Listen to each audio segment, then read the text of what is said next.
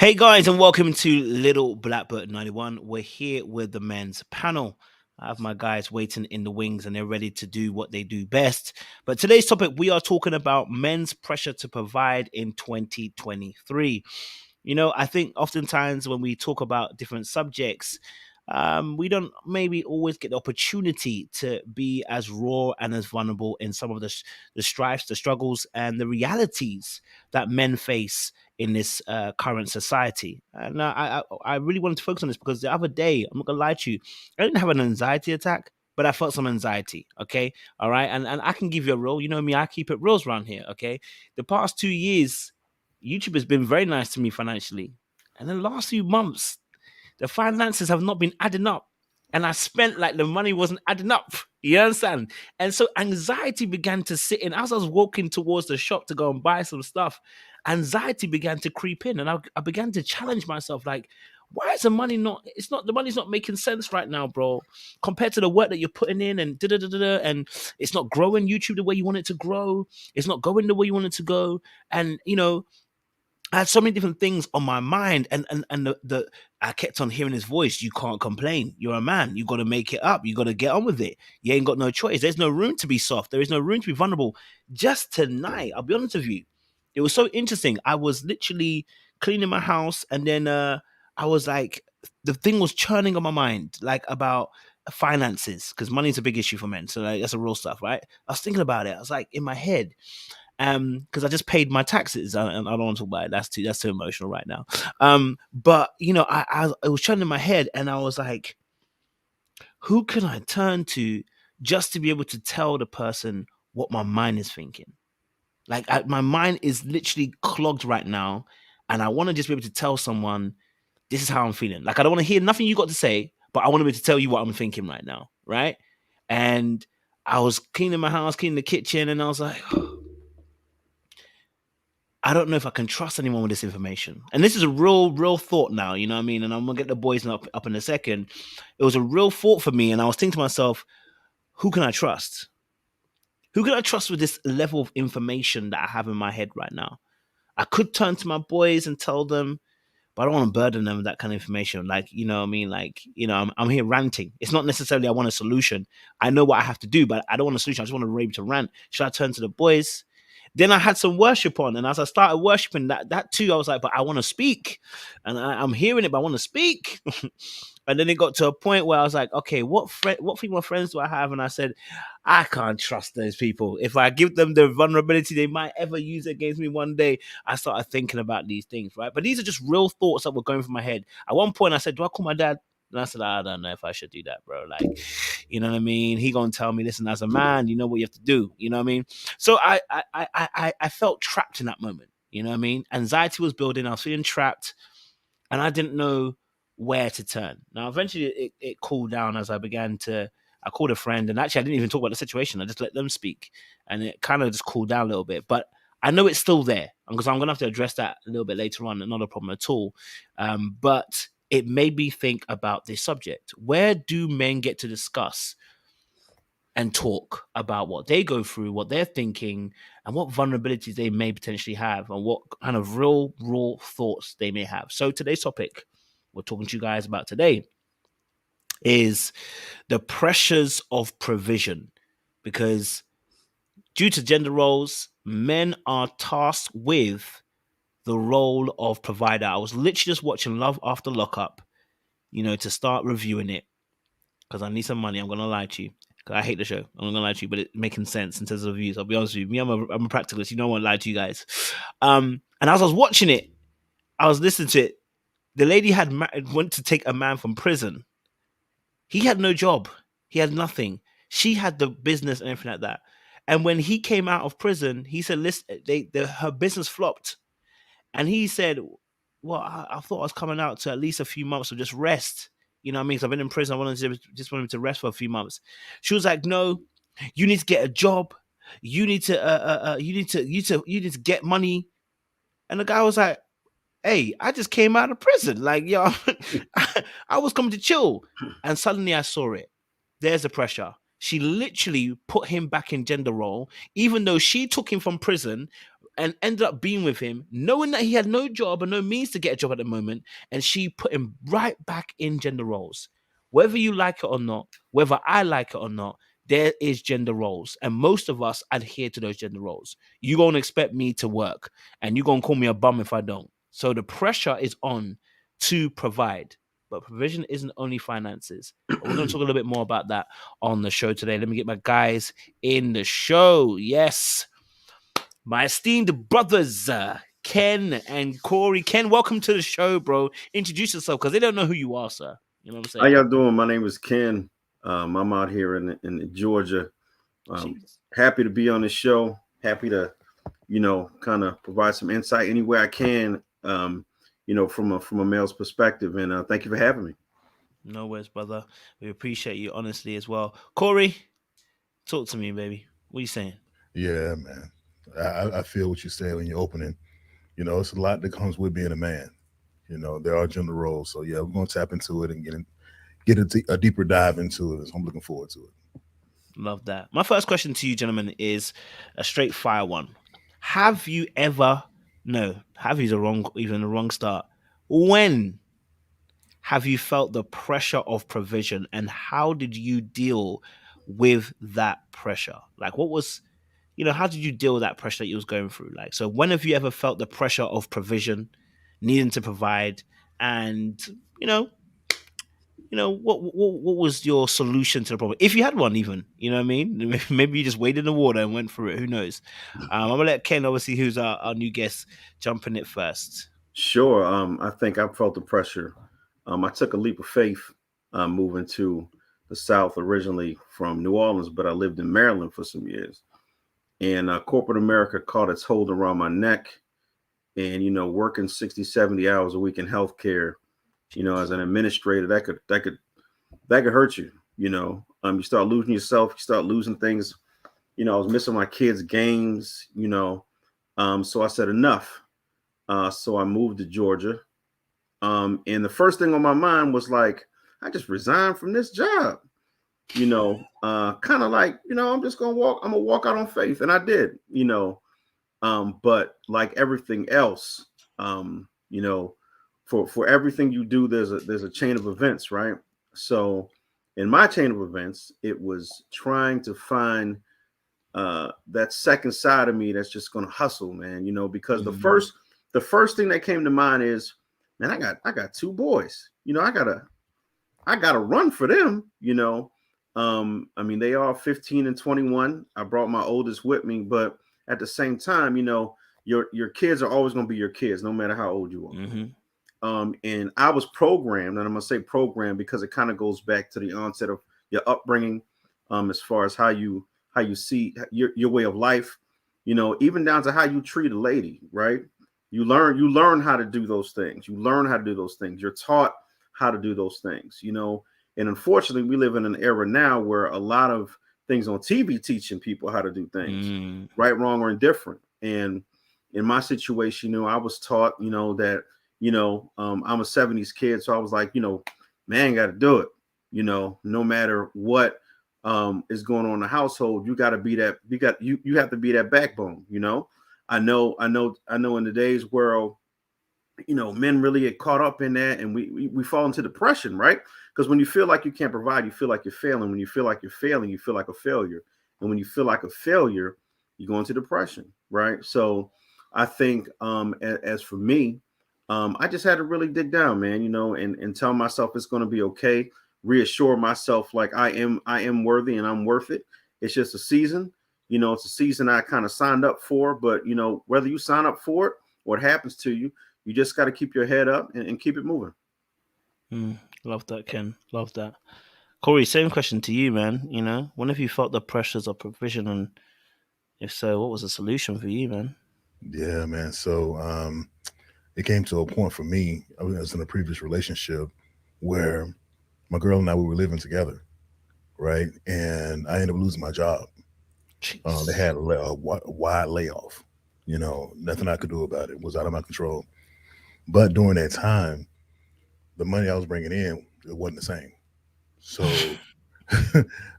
without saying, so I'm doing the whole unemployment thing. getting unemployment insurance coming in. Now I was able to do my part when it comes to bills and stuff like that, but it still wasn't enough though. Because when your woman looks at you and she wakes up every day and she gets up and goes to work and you sitting there and she's not and you're not, it does something to them. They want to see us in a certain way. And I understood that. I understood how she was looking at me. And no matter if I'm able to put the coins together or not, it wasn't showing security. And every woman wants security. So she understood, like I understood, eventually unemployment runs out. Eventually the hustle that you're doing in combination with that unemployment, it's not going to be the same anymore. So, that's something that I look back at and I'm like, you know what? There was a lot of pressure there, a lot of pressure there because you want to make sure that you're happy, but not only are you happy, you want to make sure your partner's happy. So whenever it's involving someone else, whether it's your partner, whether it's your kids, you have to step up in a major way. So because of that, I had to do what I had to do, of course, working and everything. Now, of course, that was a while ago, but definitely one of those scenarios that I can give. So I love that. So what you wrote down there. So I want to even just tease that a little bit more. So you said about how she looked at you. How did you look at you in that moment? Oh man, I told her this too at the time. I said, the way you're looking at me, I look at me 10 times worse than how you look at me. Because I don't want to just be able to pay the bills. I want to be able to provide you with a smile. I want to be able to provide you with roses, take you out on dinner dates, do certain other things that's extra on top of just the bare necessities. So I weighed on myself really heavy when it came to that. And of course, you can be in a great relationship, but when finances and stuff, you start messing with that, things start slipping here and there. Relationships, arguments happen for no reason.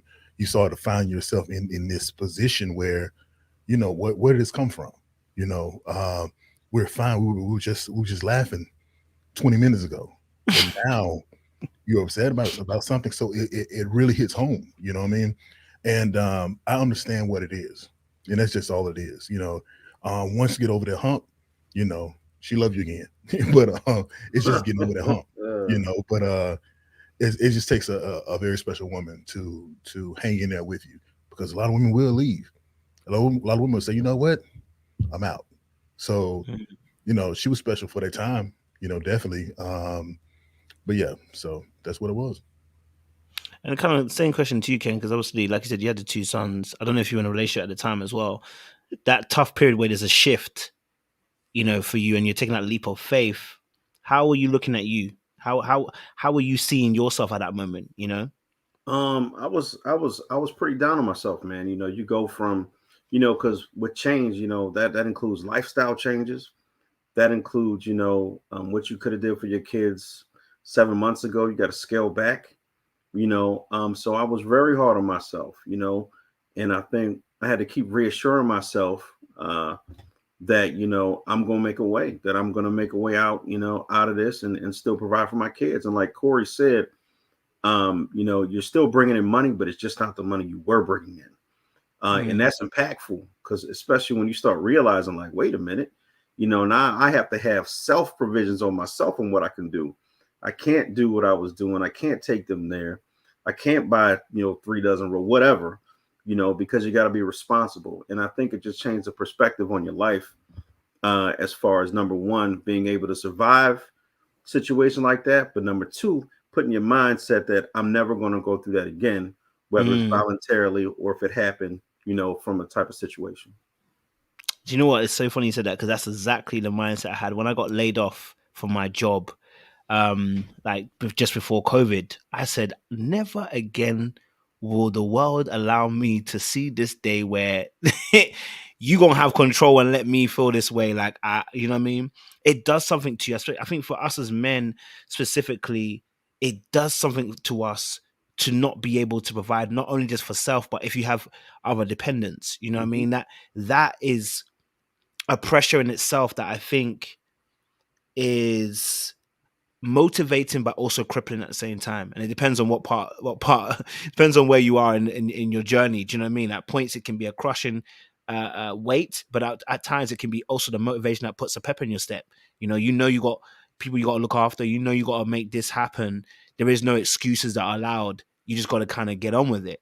And I think that motivation also is such a powerful thing as well. So in regards to obviously as well, the, you know, in regards to obviously, like you guys were talking about, obviously being in a relationship at the time or having dependents as well, and obviously having to provide. I think Corey kind of touched on it a little bit, saying obviously like his partner kind of saw him a different way, or at least had a look on the face that kind of like made him, you know, he noticed the look, he noticed a shift. And I want to ask this question, specifically Corey first. Did you notice the look, or was that your own lens looking at the situation because you were already feeling some type of way? I'm just generally asking, just wanted to see the perception for you. Yeah, it gets to a point where it's about knowing your partner. I knew Love my that. partner at the time well enough to know that's what it was. And as soon as I felt that heat from that vision that she gave me, Mhm. I got her and talked to her about it, and she confirmed it. That, yeah, that's exactly what it is. You know, it's just something about that. That goes back to when you're kids. Mm. If we were to think about it here, is that, you know, when mom gets up to go to work in the summertime, you got to get up and do something. You're not gonna sleep when mama's getting ready to go to to work. You know, I mean, that's how I grew up. You know, it's just that, you know, a young man, you know, you may be out of school or whatever, but you know, summertime you got to get up and do something. So I saw that look that look from her, and it's like, yeah, I get it. You know, and I had to let her know that I get it, but Mm. also I had to also let her know this, that you looking at me like that is not helping. Mhm. It's added pressure. Yeah. So me talking to you now and telling you that, hey, I understand where you're coming from. I see why you're looking at me like that. I need for you to be mindful of how you look at me. Because when I lose respect from you, then everything else will start to crumble. I have to have the respect of my woman. Even she can be disappointed in the situation at the time, but it's very important to me that at the end of the day, she still sees a man, looks at a man that's worth having the respect. So that's what it boils down to. Before you go, then, what does respect look like to you? Then, what did respect look or feel like to you? Then, so we can understand that. I think at that time, you know, respect will look at a lot of different ways, different times. At that particular time, I needed that belief to be there. I needed her to believe Love that I that. won't always stay in this position. I need her to believe that, okay, my day will come. All she has to do is just hold me down, or let's hold each other down until we get there. And that belief is so important because once you get there to that point, and you know that she rode for you the whole time, now you want to make sure you are the right man for her as far as your building expectations, the growth of the relationship. You want to make sure you're doing everything you can do, because seeing firsthand that you have someone who's willing to do that for you, to be there by your side when you're down, is very important. Love that point. We'll revisit that in a second too, because that's a really key point. Ken, for yourself as well. I mean, you know, I didn't actually ask. Were you at the time? Were you in a relationship, or were you single at the time when you were pivoting? Oh no, I was in a relationship. I mean, yeah, it's a relationship. You know, for me, similar to Corey, I think I think sometimes it could be the visual cues, or even the, you know, the silence, right? Mm. Even the silence. You know, when you used to laughing and joking, and all of a sudden it's flatline, you're like, what's going on? You know, um, and depending on your partner and how well y'all know each other, you'll know it. You know, you'll know what's going on. And I do believe also that both parties need to feel that same respect and that same love from day one, because everything is a season, right? So you really know how far and how down you are for that person when you go through those struggle seasons. And I think you'll know who and how long it's gonna last for. You know, it's because things happen. It's just what it is. You know, recession happens, unemployment happens. You know, you want to leave your job because discriminatory practices happen. So you got to be able to shift your mind, and you know, and shift your mind, but keep the focus in your heart that you still love and want to be with that person, because you got to understand life will throw you a curveball every second of the day. You just got to learn how to swing. So when you learn how to swing at it, and you learn how to stay on the same team and not swing and go off the field, y'all will be better off. I love that. So Corey also mentioned the word belief. Would you say that that was also a case for you when it comes to what respect would look like for you as well, or is it something slightly different for you than that No, belief, I that mean, the I have the respect? same similar views. I say this for me, I always want people in my lives to feel safe, secure, and proud to be, by my side, right? And I want to reciprocate that. So I would always, I would like that my partner would always hold me to the utmost respect, because I'm going to respect them, right? Because you do, when you face in a situation when you think you're losing respect, what happens then? You start doubting yourself, right? That's when you kind of take step back, because you're like, wait, am I really this bad? Can I not move forward? So you always need, that coach, because sometimes you'll be the coach, sometimes she'll be the coach, right? And when we're in this game of life, we got to coach each other. And I think that's how relationship build. That's how they get stronger. That's how you build a better foundation, when you really emotionally, right, handle each other with respect, honor, and dignity. And even through the hard times, you don't about face and turn away. You stand strong and you see through it. I love that. I think you said something about that feeling of being proud. You said about belief. These are key kind of feelings also as well, right? So like your partner still feeling proud of you, even though may not be able to do right now what you do. You know what I mean? And the partner still believing in you that you can get back to doing what you do. Right. And I had a thought the other time when I was thinking about this topic that I wanted to talk about some weeks back, another topic, which was, do you love me because of what I do, or do you love me? And I was Mm. asking that question because if someone loves you solely Mm. for what you can do, there could be a day that I can't do what I do, and the love will also vanquish with that very thing. But if they love me for who I am, that's not to say that what I can do is not important. It is, but they love me for the core of who I am.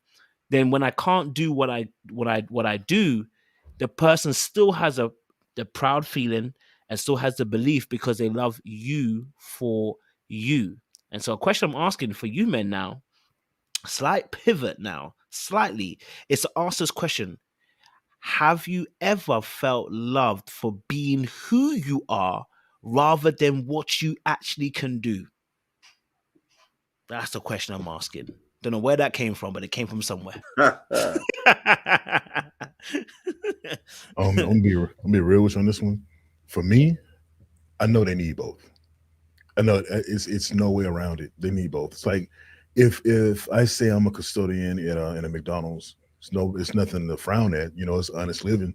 But if she has her eyes set on something higher, that's going to be important to her. So even the woman who says, you know what, custodian is not such a bad idea. He has a good heart. He's a good guy. Eventually, it's going to matter. So you can pick one or the other right now, but eventually, you still need to have both in order for her to look at you in the way that you want her to look at you, in my opinion. You agree, Ken? Go for it. uh hmm I'm gonna go with 70-30 split. I'm thinking it back. I'm taking it back in my relationships. I think I strongly agree with Corey. You gotta have a little bit of mix, because unfortunately, but fortunately, that EX word, that expectation word, right? Because um, people always look for something to evolve. Evolution is just something that we will never get away from. We can term evolution as in growth. We can term it as in, moving up. We can key term it anything, but everybody wants some type of growth. So when they see something stagnant, not moving, love is great. Love is beautiful, you know, but to think that love is always going to be the number one factor in any situation, we kind of be fooling ourselves, because everybody wants something else. I'm not saying that it's monetary. I'm not saying that it's anything like, I'm just saying everybody wants to feel secure, right? So what does that security look like from each individual? That part I don't know, but I think there does need to be a little bit of mix of both. Love that, and I definitely agree with you, boys. It's it goes without saying, you know what I mean, that eventually what you can do is going to be very important at a point in time. You know, love is only as good as as long as the bills are getting paid. Okay, all right. I mean, nobody want to be eating. I want to be eating food with the lights out. You know what I mean? Like that ain't cute. You know what I mean? So, yeah, absolutely, I definitely agree with that as well. So, I think then that comes back to the pressure then, right? Because I'm not saying women don't have to do. What I'm saying is that the onus of provision oftentimes rests on the man. And when I say that in the sense of if she gets pregnant, naturally you're gonna have to fill in those boots. You don't get pregnant, I don't get pregnant, unless I'm sick and you're sick. That's the only time we're taking out the game. Provision oftentimes falls on your neck, meaning if you out, we out. You know what I mean? So that's a lot of pressure. So I guess obviously from day to day, do you feel that pressure on a day-to-day basis? Does that pressure mount up, or how does that pressure sound, or how does that pressure look? Is it, does it feel, do you not feel anything like on a day-to-day basis being a man?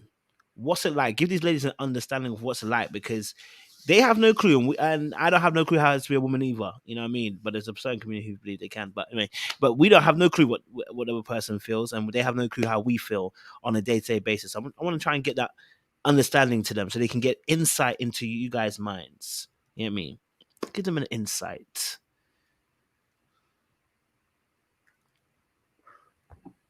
All right, I'll go first. Well, I think from a male perspective, provisions can weigh you down a little bit.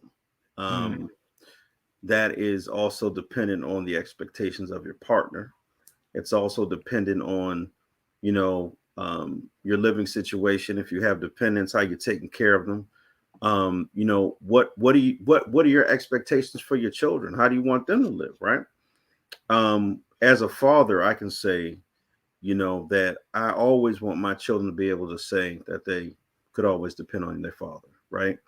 I always want them to be able to say that no matter what, if it worked out, it didn't. If it did, great. My daddy was there.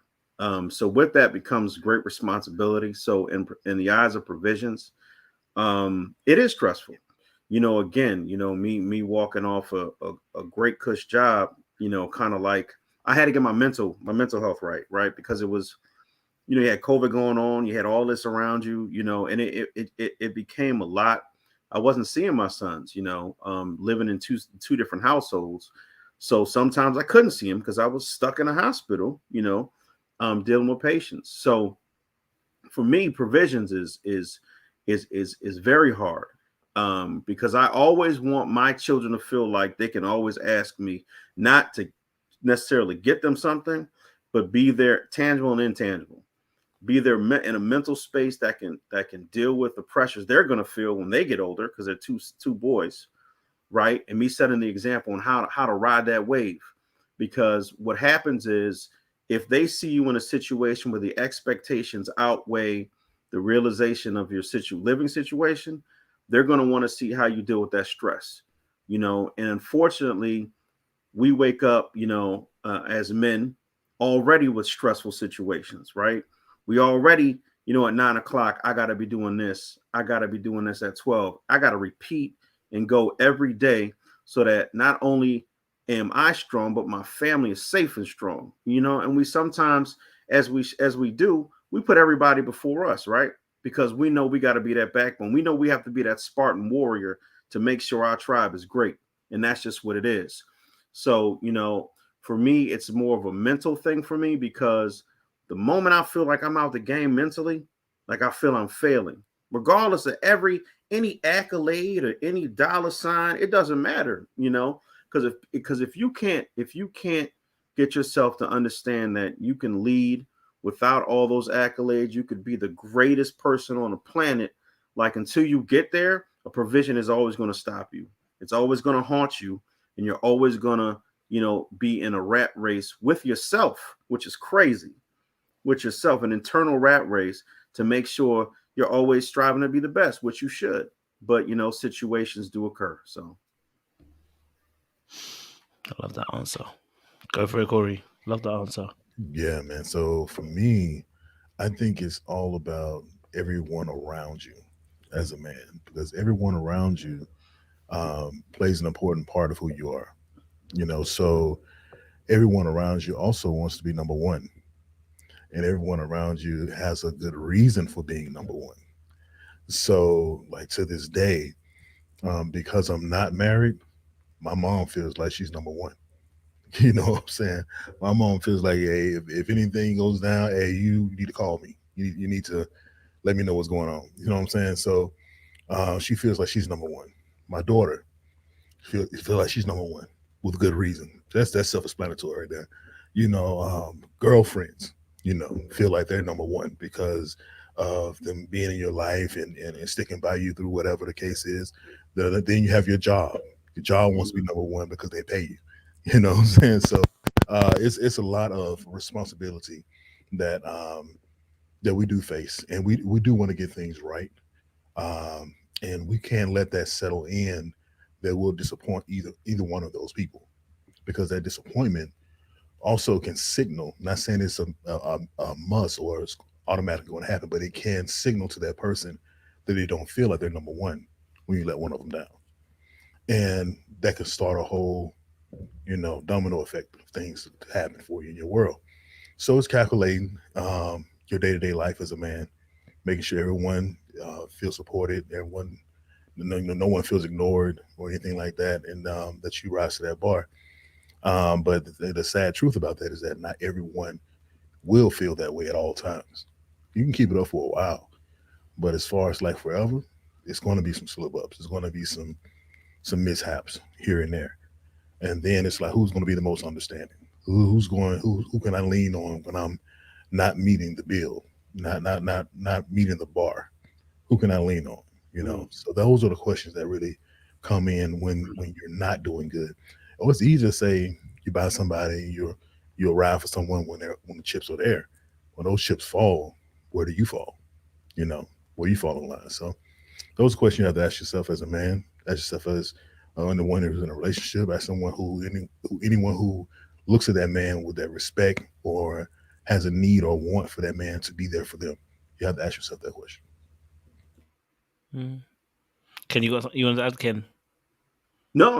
I mean, no, I agree. I mean, same thing. I mean, I think there's a saying, you got to watch your inner circle, right? Mm, Because again, from a mindset of self empowerment and everything, there's a lot of things in life that drain energy out of you.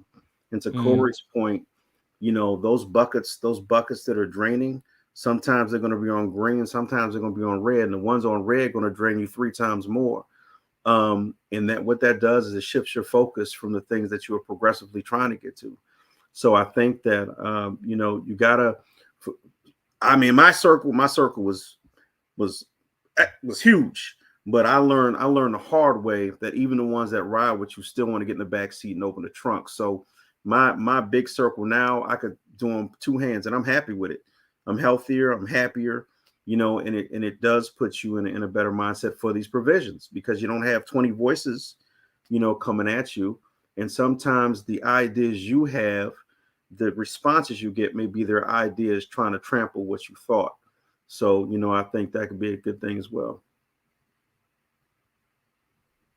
love that, man. Yeah, I mean, to be honest, obviously I guess I don't have any dependents per se, so I have bills. They are my dependents. Okay, so the bills are my dependents. And they be chasing. They be doing tempo Yeah. run with you. You know what I mean? The moment you stop, they're gonna catch up. So I think the everyday pressures of being a man. I think for me personally is always, and I think it's weird because I think of it as, okay, I can take care of myself. You know what? If this month I don't make as much money, or if I'm not able to provide, I can cut back some things. Me personally, I can cut back some things. I think where it gets tough is like what you guys are saying is where you have human dependence. Then you're now like, what I gave you before, I can't give you now. That then begins to elicit that kind of ball rolling where, you know, you're starting to feel like, I mean, a little bit of a disappoint. I'm feeling a little bit disappointed in myself. Like, oh, I can't do this very thing. I'm trying my best, and sometimes, you know, that's all you can do, and it doesn't work out exactly the same way you want it to. But it still doesn't erase that feeling of almost like you said, not meeting the bill, not meeting the bar, not meeting the standard, not being able to uh, um, complete the objective and the task and the role that you're supposed to be in. Do you know what I mean? I think our role is so performative based. And I'm not saying the ladies don't have that. I think they have it in a different way. But for us, the monetary aspect, or that terms of provision, is so performative, is ridiculous. Like you you think of anything about work where you have to perform an X Y Z and get something done, but you know, I think, you know, the performance aspect of being in that role is so heavy. You know, you're always performing. There's no breaks. There is no I want to take some time off. You know what I mean? Like, even I remember I was in Ghana, and my head was spinning still. I was like, yo, you know, you got to come back and you got to get down the work. You got to make sure you get this done. You got to make sure you get that done, because you can't take no time. I'm not saying that, again, that's life in general, but in terms of obviously the leadership role, you know that you going to have to take that brunt, you know what I mean? And you have to be able to stand your two legs up. And I said this as well because I was like, I remember that I was thinking back to when I actually lost my job. And I remember I went into my room and I was like, a little tear, a little thug tear just dropped down my eye. I've never let go. In like a decade, I've never lost a job. Do you know what I mean? I'd never experienced this, bro. So a thug tear came out my eye like this, bro. A thug tear came down my cheek. And I said, bro, I've never been in this position that I can't. It's not like I didn't have savings, but the savings are gonna go eventually. So fam, I'm like, never have I been in a position where I can't. Nah, like, you know what I mean? It ruffled me. But do you know what? Those are the pivotal moments too, in terms of how we respond to adversity. And I think that's the beautiful thing about being in those positions, because it, as much as it is painful and it's tough to go through those situations, it's also an opportunity to see how tough you can be and how you spin adversity to be a part of your great success story. Do you know what I mean? How do you come back? How do you win? But definitely, I understand that pressure of not wanting to let people down. I can definitely rock with that. Do you know what I mean? I definitely understand that. Darika put a comment here, and I wanted to get you guys' thoughts on this. A lot of men put pressure on themselves, too proud to ask for help. Is this true, guys? And if so, why? Well, I'll say this. I don't think that. I don't think it's more. I don't think it's proud. I don't think it's pride that's doing this. I think it's the judgment that comes afterwards. If there is me asking for anyone's help, I feel that they're going to have some type of judgment towards me based upon what I asked them to help me with. You know, so but it shouldn't be that way. It shouldn't be that way. I'll be the first one to say that. I think we'll get a lot stronger, go a lot further as men if we could rely on each other more in those tough times. Um, Especially when the guy's personality, who they are. They're worth their salt. They're gonna get you back if you need help. Have your back. So I think that's what it really boils down to. A lot of us get judged for smaller things than that. So we're at a judgment place, 2023. Everyone pays attention to what you say, how you say it, when you say it. So yeah, it plays a big part in it. But to go through that and say, okay, I'm in fear of the judgment, but at the same time, I'm gonna take this chance and share this with you. The way you handle that will let me know I feel comfortable now coming to talk to you about certain things now. But it's just getting over that hurdle. Becoming vulnerable is very tricky when it comes to men because we hold really tight to our pride, and it's tough. It's tough. It may be easier for women because you guys have a bigger connection. You know, It's really easy for a woman to talk to another woman, but when it comes to talking to a man and another man about responsibilities, like, man, I got this on my back, this is weighing me down, bruh. Can you meet me here on this day to get this? That'll really help me out instead of meeting me on this day. Can you move some around for me? It could be anything like that. But for me, I think it's really boiled down to the judgment. Especially, you got a good friend or a good person or whatever. You don't want that person looking at you in a negative way. Yeah, I agree. I mean, there's a saying, ego don't birth no heroes. So I think, the egos kind of play a big position in the judgment role as well. Because sometimes we as men, we get in our own ways, right? And I think that the pressure therein lies, like Corey stated, with the judgment, because you don't want to ask, someone that can kind of run their mouth and then put your business out there. Then it becomes a bigger thing, because people then ran off and told your story, and nobody wants to be a story, right? But I think us as a culture, I think we would grow more and benefit from one another, because everything shouldn't be looked at as a problem, because one man's problem can be 50 others' problem, right? We just don't know, because the communication is lacking. And the communication is lacking because we're so busy trying to play superhero that we don't remember that, there's this gracefulness out there in this world that can help us through any situation. So, And I think also what's really interesting about this as well is that, like, I think this is where women do it better than us, right? So I think the issue that we face as men is that, let's say I tell you, bro, like, fam, money situation is tight right now, bro. Like, it's tight. We know, first and foremost, that if my situation's tight, my brother's situation might be tight too.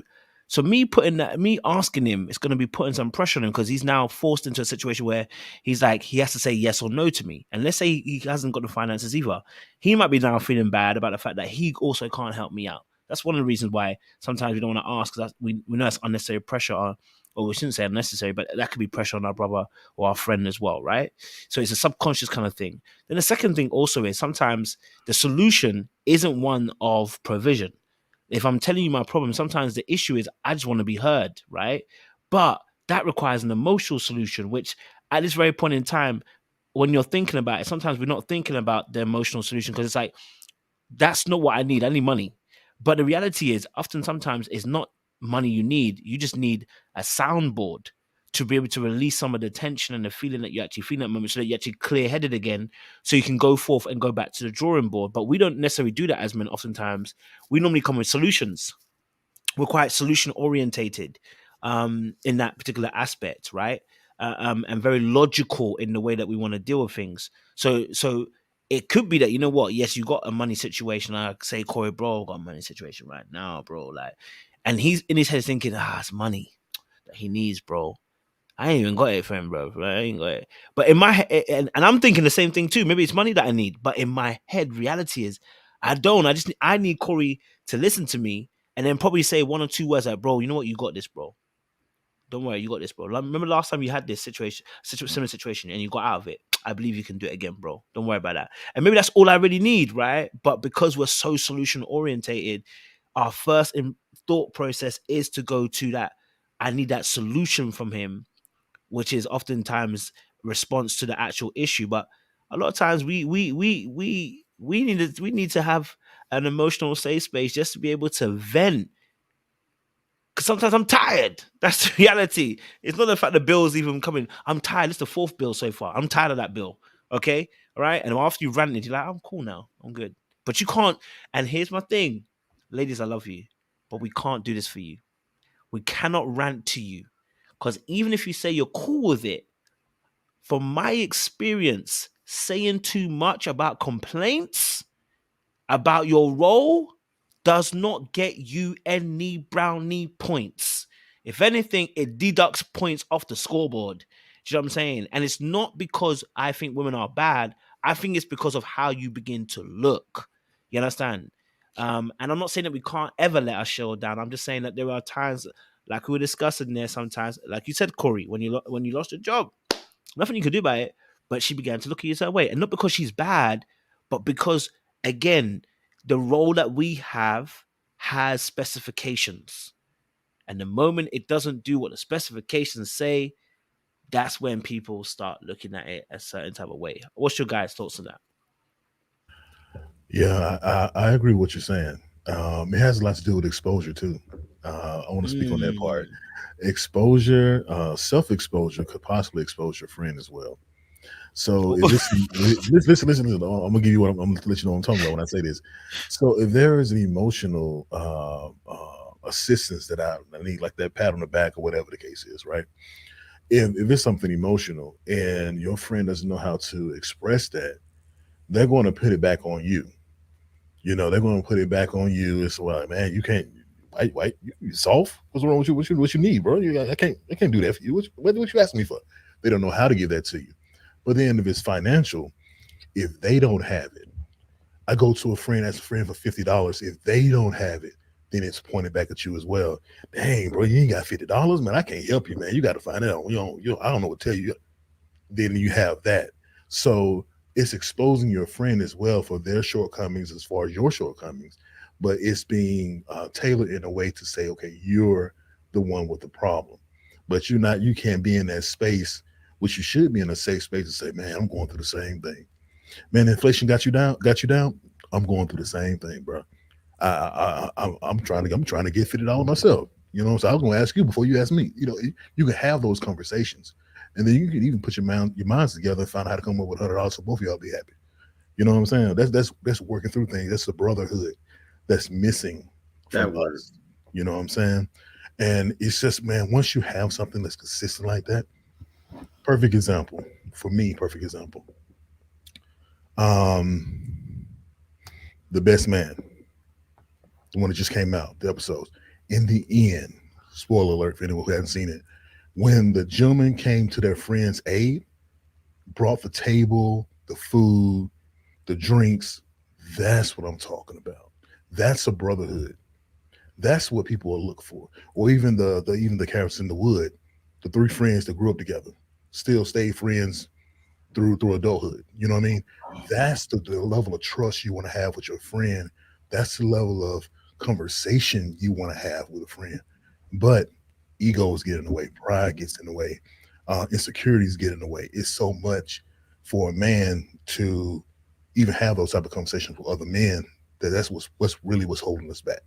And if we burst through that, it's no telling what we can accomplish as men. Yeah, vulnerability. That's kryptonite. You know, when you think you've exposed yourself to someone, and at the slightest margin they use it against you, that can also end friendships. You know, because at some point, at some bar, on some drunken stupor, it's gonna come up, right? And you're like, what? That was between me and you. Now it's between you, him, and 13 other people.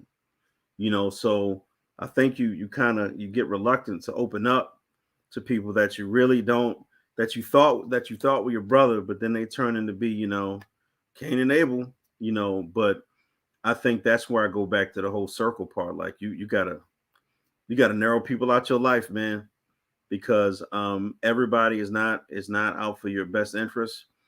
And I have such a great circle now. Like we like that, like Corey said, that last part in that mini series, that's what we do, you know. And that's where you want to take it. Those are your ride or dies right there. When you don't have to tell them what's wrong, and they can ask you knowing already, and they provide you with solutions, and not with kind of like sarcasm and some type of hate. Man, that's a strong brotherhood, and I agree that would push us so much further. That would end so many stigmas and taboos and everything, and you know, just life would be better. Yeah, that example of that emotional support you talk about, Kojo. They didn't come over to offering money. They didn't offer them. They offered that emotional support. Man, we know you just lost your wife. We know that's not what you wanted. We know you're down. You're feeling real down right now. Let's go over here. Let's take your mind off of it. Let's talk about let's talk about something else. Let's do something else. Take your mind off of it. That's a real friend. You know what I'm saying? And that's an example of what we could be as men, as brothers. You know. So yeah, man. Yeah, man, that's I definitely agree with you guys, man. The support links are so important, bro, for those key moments when you're feeling the pressure. You know what I mean?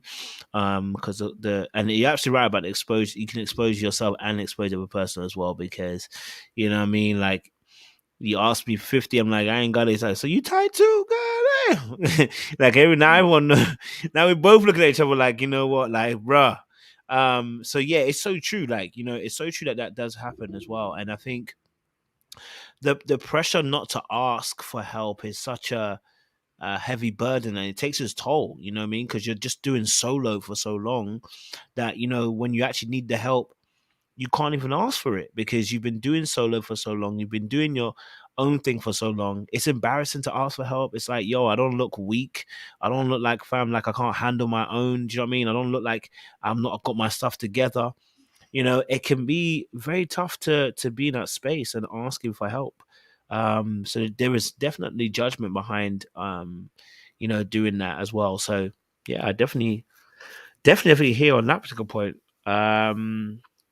Yeah, it's tough on that part. Any other contributions before I ask my next question?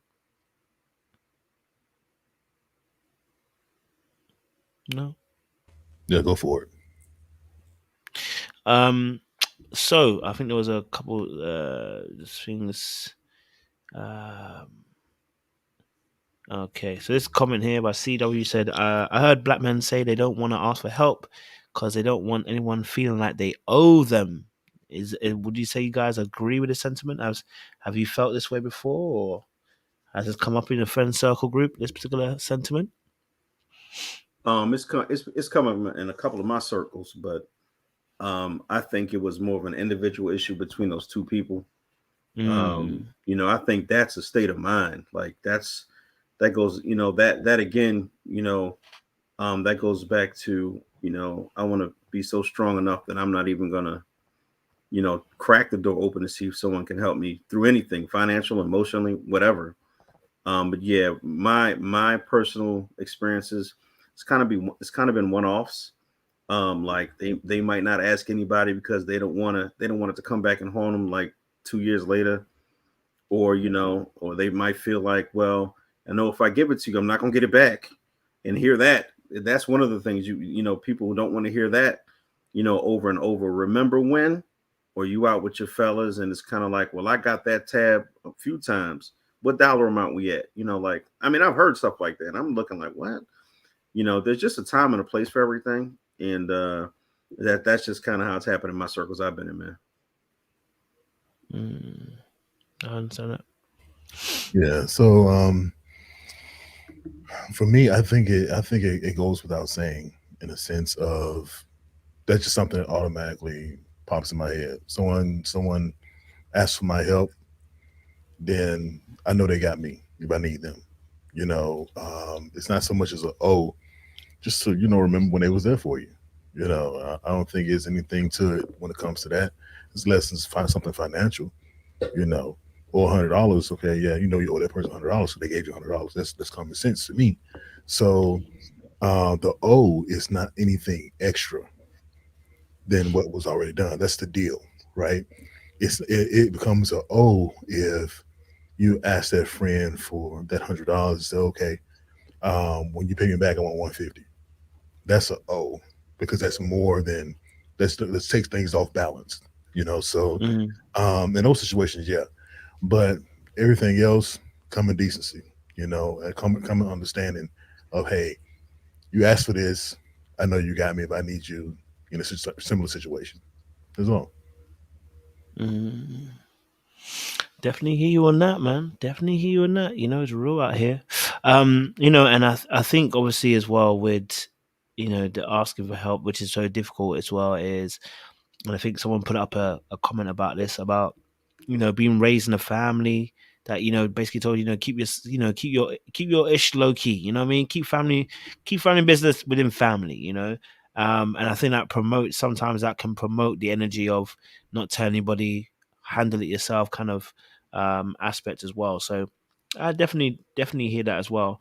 I think for me personally, I think you know in terms of with the back to the provision and the mindset in 2023 and the pressures to provide. I think also what's interesting now is, I guess, a little bit of commentary, is the issues between men and women on social media and the social media front that's been put up there, right? And I specifically say social media front because sometimes what happens is those voices get amplified on social media and they're much larger than what actually happens in present time. But one of the major kind of I think talking points that we normally see is like, um I expect my man to pay for this. That creates the illusions. Okay. I think even last time they were talking about was it Quavo before? I think when he was buying Birkins or whatever at the time, and you had some certain commentary out here like, man, them get your money up because you ain't got money for Birkins. So there are other pressures that are external that also add to the narrative about what kind of provision one should be. You ever felt the pressure of being like making sure you're six figures or whatever? Because that seems to be a major, you know topic within the last few years as well, like, six figures, like, and if you're not six figures, are you feeling the pressure? Like, I mean, don't expose yourself, you don't have to expose yourself, boys, but I'm saying, like, did that narrative create a pressure for yourself, or maybe even notice how it created pressure for other men? What was your kind of thought process behind that, hearing about the six figures agenda, as one would say? What would you say about Corey? Looks ready. Yeah, that doesn't resonate with me. Whether I made six figures or not, I'm not going to do it because the woman told me I need to do it. That's not going to be. That's not going to be what defines me. How much money I make, and I think it got into that conversation of the whole high value conversation. High value men have six figures. So a lot of men do listen to that and say, they're trying to rustle up money and save up money or do whatever they got to do to be considered something special. Because everybody, in their own way, wants to be a part of something special. Everybody wants to be a part of an elite group. And at that time, it was the high value man was the elite group. So for me, I don't think that's small. Um, I'm a high value man based upon who I am, what I know, what I can do, not how much money I can make. But that's just me. So no, to answer your question, did it affect me? No. I'd have to agree 300%. I mean, you can lose money in an instant, right? You could, we can gamble millions away and have zero the next day. What are you then? Some of those same people might turn around and walk away. So me, I feel that I'm valued on my values and what I bring to the table, kind of emotionally, from a stability standpoint, how I treat others. Because a leader, a leader isn't defined, by finances. A leader is defined by, mentally challenging those who will follow them based in hard and corrupt environments, right? Your ability to move a situation, your ability to change lives. I mean, sure, finances can do that, but can you sustain it? And sustaining that, is that worth your sense of, of who you are? So, I mean, it's great. If it comes, it comes. It doesn't, it doesn't. So I'm alive and breathing. My kids are happy, and as long as I can keep that moving, I'm good. I'm good with it. Appreciate that. There's a comment here by Marie Cox. She said, y'all were listening to IG models wanted y'all to do, not the real woman wanted you to do. How do you guys feel about that? Hmm.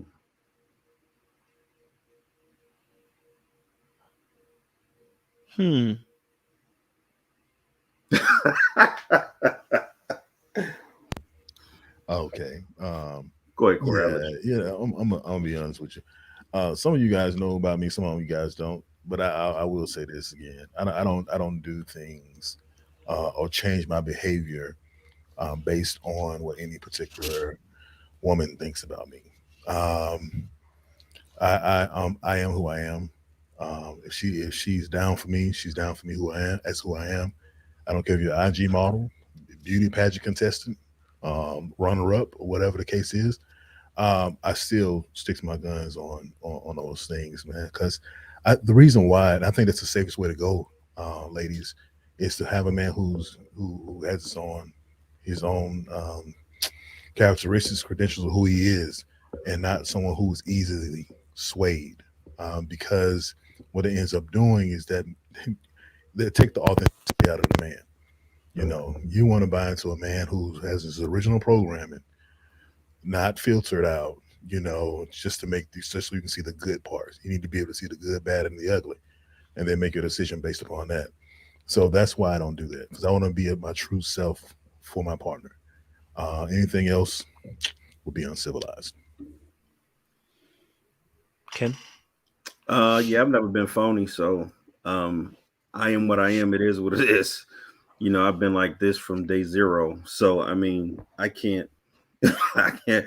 I mean, if someone wants, because that's my indicator. Like, you know what I mean? If I'm a happy, funny dude. If that's not enough for somebody, I keep it moving. I'm not gonna filter myself to step into your world. Like, what is that? What sense does that make? There's billions of people on this planet. So I'm just not going to do that. I mean, I'm sure there are men who will. I'm sure there are women who will. That's just not how I walk my way of life. If I would worry about what everybody thought and what they wanted, I get nowhere myself. I'm gonna live my. I'm not going to live my life for other people. Number one, for the acceptance. Number two, for them to say, you buy me that and I love you more. What does that even mean? So I just, I'm just me, and I always be who I am. So that's how I am. Yeah, I mean, let me just read it. Y'all were listening to the IG models wanted y'all to do, or wanted y'all to do, not real women wanted you to do.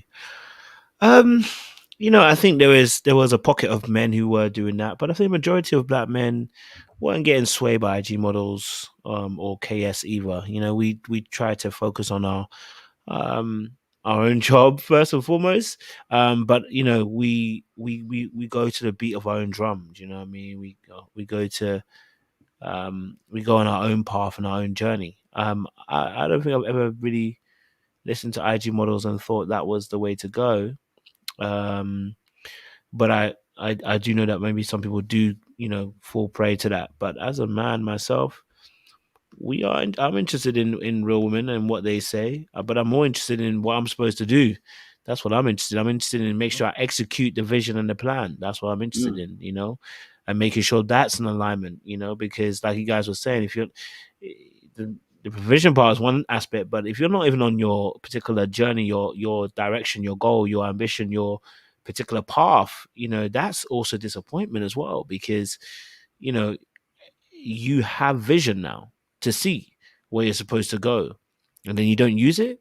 Yeah, of course you're going to become a disappointment, because you're not using the very resources and tools that you have to actually go in the direction you're supposed to, because you're not enlightening yourself. So there is an aspect of that. I get it. I think every man should have their own purpose, their own vision, their own goal in life in terms of what they want to achieve and what they want to do. It gives you a sense of direction and purpose. So yeah, it's peak. Yeah. Hmm. Interesting stuff are being talked about in the chat. Ooh, baby, baby. Okay, the reality of life. oh, So the reality of 50, reality, I think, I guess, of 50-50 that's happening in this generation, I guess. Okay. Listen. Hmm.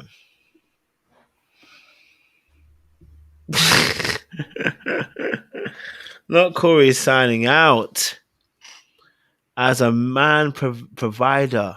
50-50? Is that on the table? Is 50-50 allowed? Guess depends on the culture, but I mean, as a man and provider, is 50-50 allowed? Man, listen, 50-50 works for a lot of couples. A lot of couples. And the thing about it, people want to make it seem like that's not realistic, that's not reality, but a lot of couples, married couples included, do 50-50. And they're perfectly fine with doing it. Do you want more? Of course, you can want more. You want to ask for more than 50-50? Of course, you can. That's your right to want that as a woman. But to make it seem like 50-50 is just so far fetched, like these people out here are not doing it, then that's misleading because a lot of people are doing it and being successful in their relationships with doing so. Yeah, I agree. That's the whole term power couples, right? What works for one may not work for the other, but I think it's all in the individual's relationship and what works for those two people. I think whatever makes a couple happy, 50-50, 60-40, 70-30, 80-20, whatever works, whatever keeps that household, singing a choir every morning, then that's what it should be. I don't think that's for people to judge. I just think that's for everyone to understand that there's going to be different situations for different relationships. Definitely. I mean, I guess then the question even comes. I mean, I think the situation is obviously the realism is dependent on where you fall, what bracket you fall into, right? The majority of people make the average salary, which is not enough to be able to sustain a family, depending on where you actually live, right? Because the very areas that are very populated oftentimes have a high living expenses, and so your wage and your income will not be able to cover the whole way through. So it's sensible then to team up with a partner who also can help alleviate some of those financial burdens and financial woes. The question is then, do we get this? Do we get still looked at as men? Do we still get the respect? Do we still get the appreciation for playing the role that we're playing, or does that now go out the window? Because I think that's what we're in this. I think this is what we're facing now in this generation, when it comes to our roles and genders, and what roles we play. Is that, if you're working, I'm working now. Is there any appreciation for what I bring to the role? Now, maybe we earn the same amount of money and we pay half on the bills, but does that mean that I don't now get appreciated? The same way, should I neglect you and not appreciate you? I should be able to still appreciate you, and vice versa. There should still be some appreciation coming your way as well, right? But that's where it becomes difficult, because part of the messaging in this dinner generation is that you can be, not that you will, but you can be then heckled. You can be bamboozled. You can be written about. You can be shouted about. You can be cussed about. You can be laughed about, um, for not doing what other people do, which is that, let's say, for instance, you may not be able to afford to pay all the bills. So you have to go 60-40 or 30-70, whatever, 50-50, whatever, for a time and a period, So I think, each person to their own, but at the same time, I think we should also be careful, like, in terms of relationships, because respect is a big thing for men, very big thing. And once that's gone, or you feel like you've lost respect for him, as you were saying, Corey, you can feel it, and that creates a storm of arguments after, where you're not even sure why we're even arguing anymore, and it's simply because it starts with disrespect. It starts there, but yeah. So let's see. He said, "Why do we call ourselves providers or believe you're qualified to speak on providing?" Um, so do not call yourself providers or believe you're qualified to speak on providing. So what would be the qualification of provision? I think this is actually a really good question, because I think this is where I believe the erosion of couples start to happen, because this question's got a feeling of disrespect in it a little bit. Do you see? I think this is where the erosion between men and women starts to happen. And this question's got a bit of a trigger behind it that's trying to start the war. I don't like that. I'll be honest with you, I don't like it. It's one of those questions. No, no, no. I'm being serious. Like, I started to realize that, because, like I said, when I went to the men's side, they do the same thing.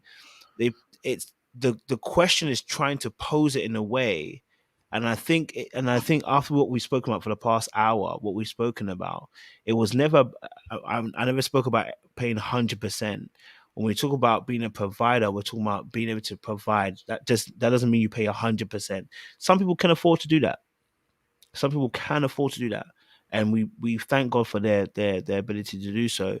But we're talking about our roles now. Do you see what I'm saying? So in that sense, we still provide, even though we might not pay the full 100%, or someone doesn't pay the full 100%. I think that's. I just felt like the question's got a little bit of a. You know, but I think it's good to discuss it because I think this is where between men and women that we do start having the erosion. So I think it's good to discuss. I'm not saying that the person's bad for this. I'm saying I think it's good to discuss because I can see a few of the comments that have been made. So I'm kind of reading the energy that's coming into the question a little bit, maybe as well. Maybe I'm reading a bit too much into it because I'm kind of reading the earlier responses as well. So just to be fair to you, Haitian Empress, just kind of just doing that. But boys, what's your thoughts on this?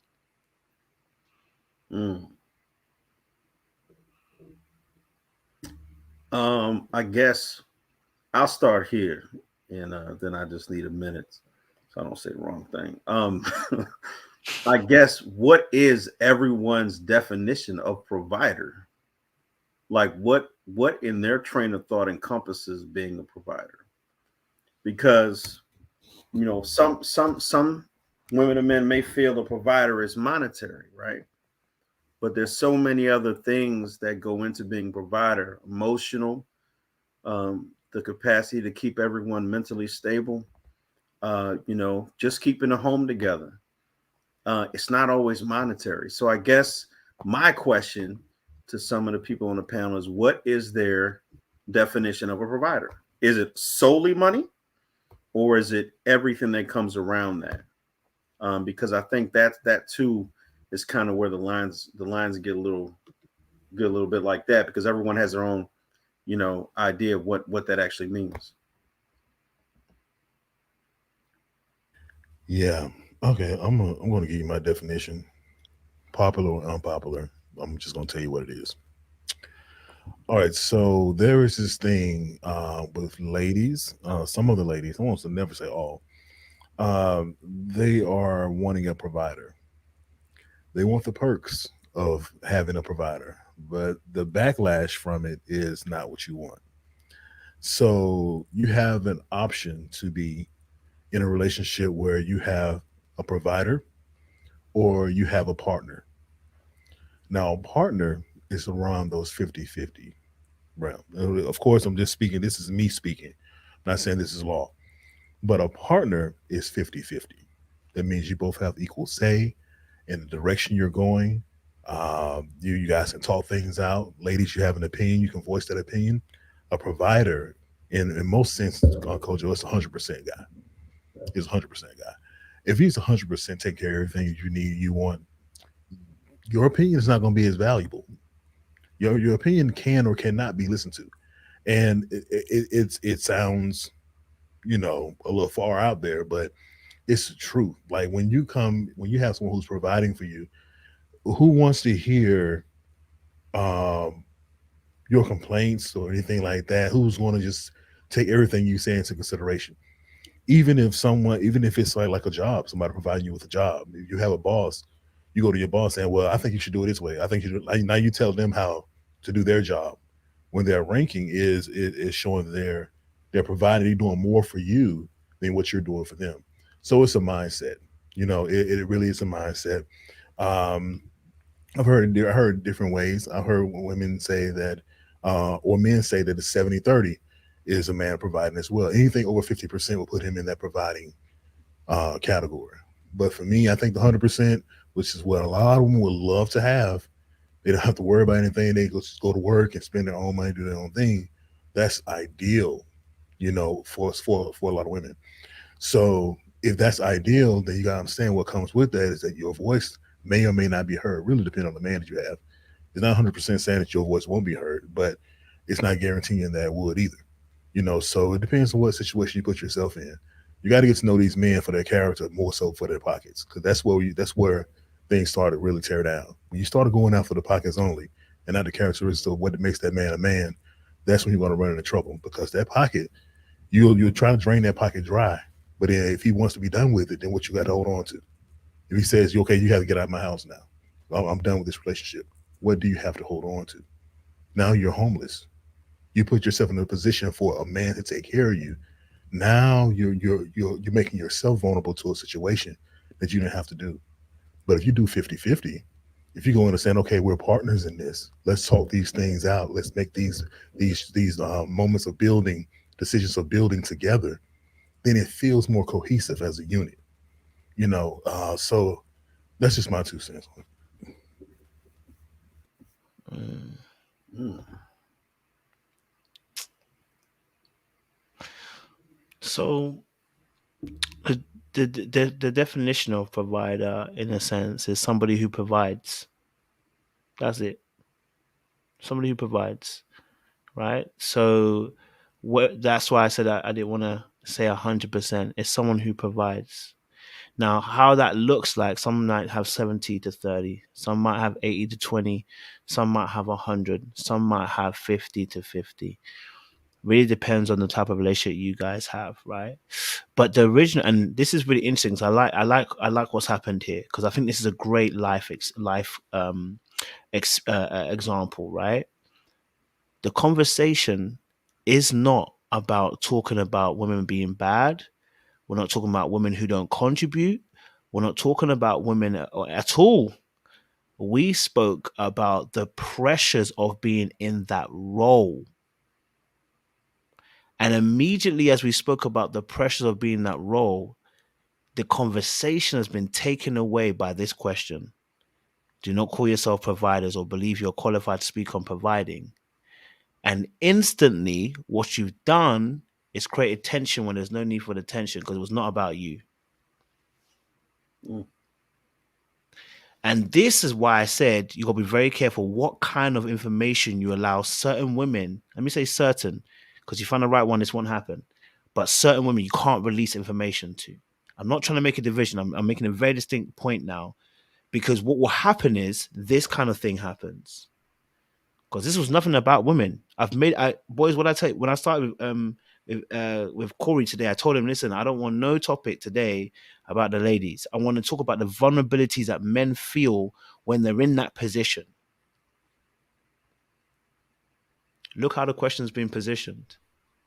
I talk about tones and I talk about energy all the time, because I like to, and this is me not necessarily calling anyone specifically out. I'm talking about, I want people to pay attention right now, because this is real life. Because this is what's happening in our Black community now. You may not see it as anything. You might think, I'm just asking a question. It's disrespectful. Because the original thing was about men's vulnerability in terms of being in that role and the pressures that we faced. Notice we never spent time talking about if the woman has done anything wrong, if the woman has contributed. We just said simply the pressures we're facing. Corey even gave a great example. He said, listen, my woman looked at me a certain way. Even I had to even be like, I know what it is. So why are we getting this type of question? Then that's where the erosion starts between two people. That's where the beef starts between men and women, right?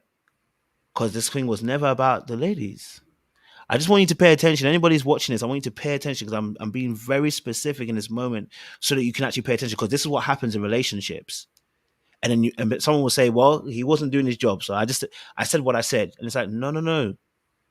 You got to be very careful about how we talk to one another, because this will lead into dissension. So when I was talking about provision and being a provider, the real thing I was just talking about is you having to be in a role where you financially have to contribute. How does that affect you as a man? Haitian Empress, I saw your comment earlier on about what you said about you provide, you didn't have to think about, and I never said anything about it. If you provide, that's fantastic. We're talking about men today.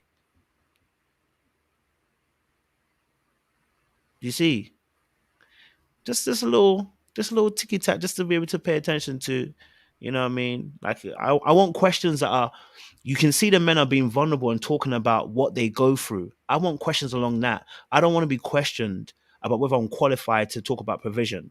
That's not what I'm talking about today. The men are being vulnerable and exposing themselves to you today. That's not what I want. I don't want this type of question. I don't think it serves the conversation. So if we can get some other questions, that'd be really beautiful, ladies. I would love some more questions about that, about the men being vulnerable right now. That's what I want to be hearing. If you haven't got that kind of question, I don't want to talk about it, because it's not the emphasis of today's conversation. Do you feel me?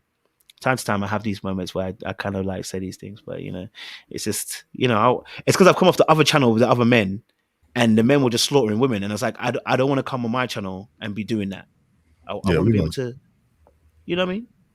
Go for it. we go. Let's switch it up, Coach. So let me ask you guys this. So, do you feel that the competition between men is also a reason why the brotherhood is not there? Because it's like we kind of silently in competition with each other. My car is nicer than yours. My woman looks better than yours. It's a competition between men instead of looking at it like, okay, hey, if you don't have this, where do you want to be? You know what I'm saying? Maybe I can help you. Some people feel like, I don't need your help. I ain't asking for your help. I don't need you. Like it's a combative competition between men. What do you guys think about that? Do you think that's an add to the reason why brotherhood is? Yeah. Absolutely. I mean, the whole crabs in a barrel, right? We always want to reach the top. Who can get there first? I saw it a lot, especially when you look at how we move sometimes in corporate America. Sometimes it's our own holding us back, right? And to me, that is just it never made sense to me. Sometimes we get caught up in the limelight. We want to be seen so bad that we'll do anything in our power to get there, versus extending our arms left and right to pull each other up. I mean, we could break that down. That goes to our youth. They're looking at us. They're looking at us. They're looking up to us. They're seeing what like you said, Corey, the shiny Corvettes, the Maseratis, the whatever that was going down their block. And the first question they're asking is, how can I get that? Not where can I get that? But the person driving the car never stops to say, let me show you how you can do this, but the right way, right? Because we sometimes let the streets teach us the wrong way. And I think that is a huge, huge problem that we're faced with every day. And it goes back to the crabs in a barrel. I got to one up you no matter what it look like, when we can all just sit at the table, and educate and kind of congregate with each other, but that's just not happening. It's just not happening. We see it filter out through the violence, the corruption, and again, you in a C-suite, in the 10th floor, and someone that looks like me, will pass me over quick, for fear of me possibly taking what they have. And that's not even it. I don't want to take what you have. I want to learn how you got it so I can build my own. Because when we get into a mindset of, we want to build our own, this competition will fall off, because we're only competing because we want to compete, not because we have to. It's a difference. I want to go against him. I want what he has. Where's his neighborhood? I'm going to follow him. For what? We have more panels like this for the community where we express thoughts and we have ideals that could change things based off of our own personal experiences. It goes back, like I said, they see the man riding down the block in the Bentley, but now he's getting out and he's teaching, he's giving some, financial literacy, something that'll help us grow more as a people, but not as a person. Because when we start growing more as a people, the crabs in the barrel, we start throwing them out into the sea, and we just working as one. So yeah, I think there is a whole lot of competition in the brotherhood, and I think it's crazy. I think it's something that we can control and needs to stop. Because unfortunately, you see other cultures, hey man, they're building blocks, right? And it's unfortunate, we got to say it, but we have to get there. We got to do that. And I'm not saying we're not there. We can definitely get there a little faster, and we can grow a little quicker if we just break down those internal barriers that we have between each other. If us three can do it, hey, 3 million can. And that's how I feel. That's a good point.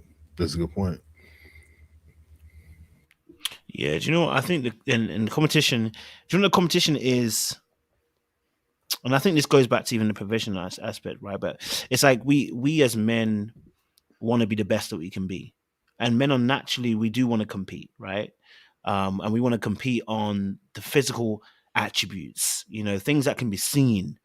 We want to be able to compete, and I think even my thing is like, okay, so my thing is not even competing with my boys personally, but I realize I do compete no, not necessarily with the boys around me, but with people in my external circumference, other YouTubers, other TikTokers, other people doing certain similar things to me. I can find myself sometimes being a little bit competitive. When I say competitive, I'll be like, oh no, I'm not competitive, but then I'll be like, what are they doing? Oh, they're great. I need to also chase. I need to do this. Do you know what I mean? And you can find yourself being in a place where you're trying to compete, rather than actually building bridges to help actually grow and collab. You know what I mean? I just did a collaboration with one of my guys in UK, and I've been following him for years, bro. You know, and I was like, bro, why have we waited so long? Not it was never a competition thing, but you know, things like that, collaborations that we actually need to have. But because again, goes back to the original point we made earlier on about the fear of judgment of even asking for help, or bro, like, or even look like a beg. That's my main one, because I was talking to my guy about it when I filmed with him some content, right? And I said to him, bro, I don't want to look like a beg, you know. That's why I never asked you. I said, I've been following you for years, but I never asked you. I didn't want to look like I'm begging for help or anything like. Do you know what I mean? And he was like, nah, bro, it's just. And I was like, nah, but some people might see it that way, and I never want to be outed as being looking like I was begging for your help or whatever. Do you know what I mean? And so that mindset sometimes can stop the progression for us as men, because we need that support, we need that community to be able to grow and move forward. And so it can be tiring sometimes, like, you know what I mean, like, because you're trying to do everything on your own again and not being able to utilize the resources around us. So definitely we can be competitive. You know, you see, and it can come closer to home. If you see someone killing it, it makes you think about, what am I doing wrong, or am I not doing enough, or what do I need to pivot, do I need to change? Yeah, naturally the pressure from their success will begin to make you make a decision. Either you gonna get successful too, ask him how he did it or not, or whatever, you find a way, or you might get crushed by his success, not necessarily on purpose, but because you're feeling the pressure and the weight of seeing someone else also flying. Do you know what I mean? So yeah, that's also a big thing as well, you know. Yeah, that's competition not only between men, but there's also competition in between, like, the material and the mental capacity of another man. So say for instance, I walk into a class, right? And I say, kids, stay in school, don't do drugs. They're like, oh, okay. But that same man we're talking about, Ken, that rolls up in that Bentley, says the exact same thing. Hey kids, don't do drugs, stay in school. He's gonna get more respect because of the material that he has, that he can show. People say, ooh, he got that. That's what he did. Did I get in that? So wow, I'm gonna pay attention to him versus a man who is educated but may not, spend his money in that way. Like you said, we're dealing with kids. They're impressed on what they see. If they like what they see, then they'll listen. It should be they're listening before they see, but that's what we are right now. And some men still have that kid-like mindset where it's, I need to see before I respect what you do or how you do it. I need to see the fruits of your labor. Then we can talk. So that's why it's hard to have those certain conversations. Mm.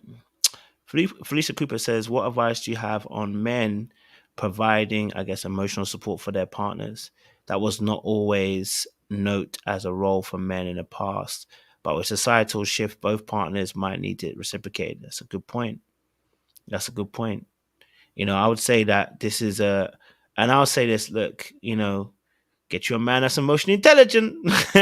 Get you a man that's emotionally intelligent. That's what I would say straight up. But no, yes, I mean, I definitely believe that aspect of provision is important. Providing emotional support for your partner, and it goes both ways. But yes, if I'm going to be a leader in provision, that's also an aspect that one has to lead in. To understand the partner, and of course, if you're in a home where, let's say, quote unquote, again, quote unquote, 50-50, whatever, if we're both doing the provision in terms of finances, there's no way I should be lacking in the emotional capacity too. That don't make no sense. You understand? Yeah. You could get away with it in the past. If you're paying 100%, then you can get away with that maybe. And that's sometimes what leads what Corey, what you're saying about the control aspect.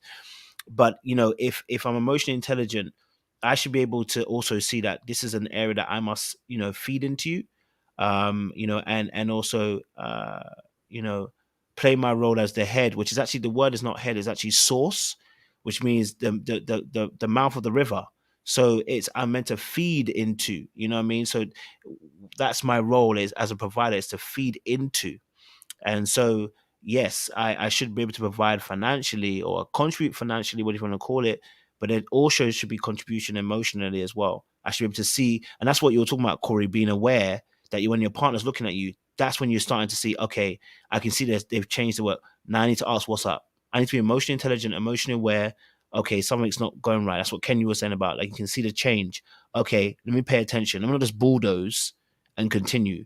Let me actually ask what's up, get their point of view, see where they're at, and let's see how we can start moving forward. So yes, absolutely. I think any advice on men providing emotional support is first become emotionally intelligent. If you don't know how to do that, go read a book. It's called Emotional Intelligence. It will tell you how to be sharper in your intelligence when it comes to emotional cues, and also reading emotions and being able to discuss things on an emotional level. Uh, One of you two can jump in by all means. Feel free. I think that's a great question, because I think it goes to, compassion over competition. You got to know your partner, right? Because in order for that to happen, to provide that emotional support successfully, there can't be any competition between you two.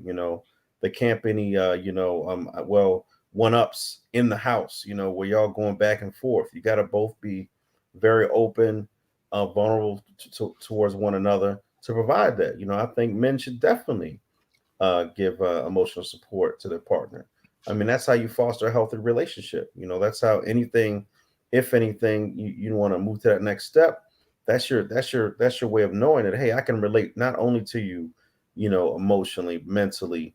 We can relate financially. It encompasses everything, because your mental state is the key to everything. Because one day you good, the next day you going crazy, and we can talk finances, we can talk healthy dating, we can talk all that.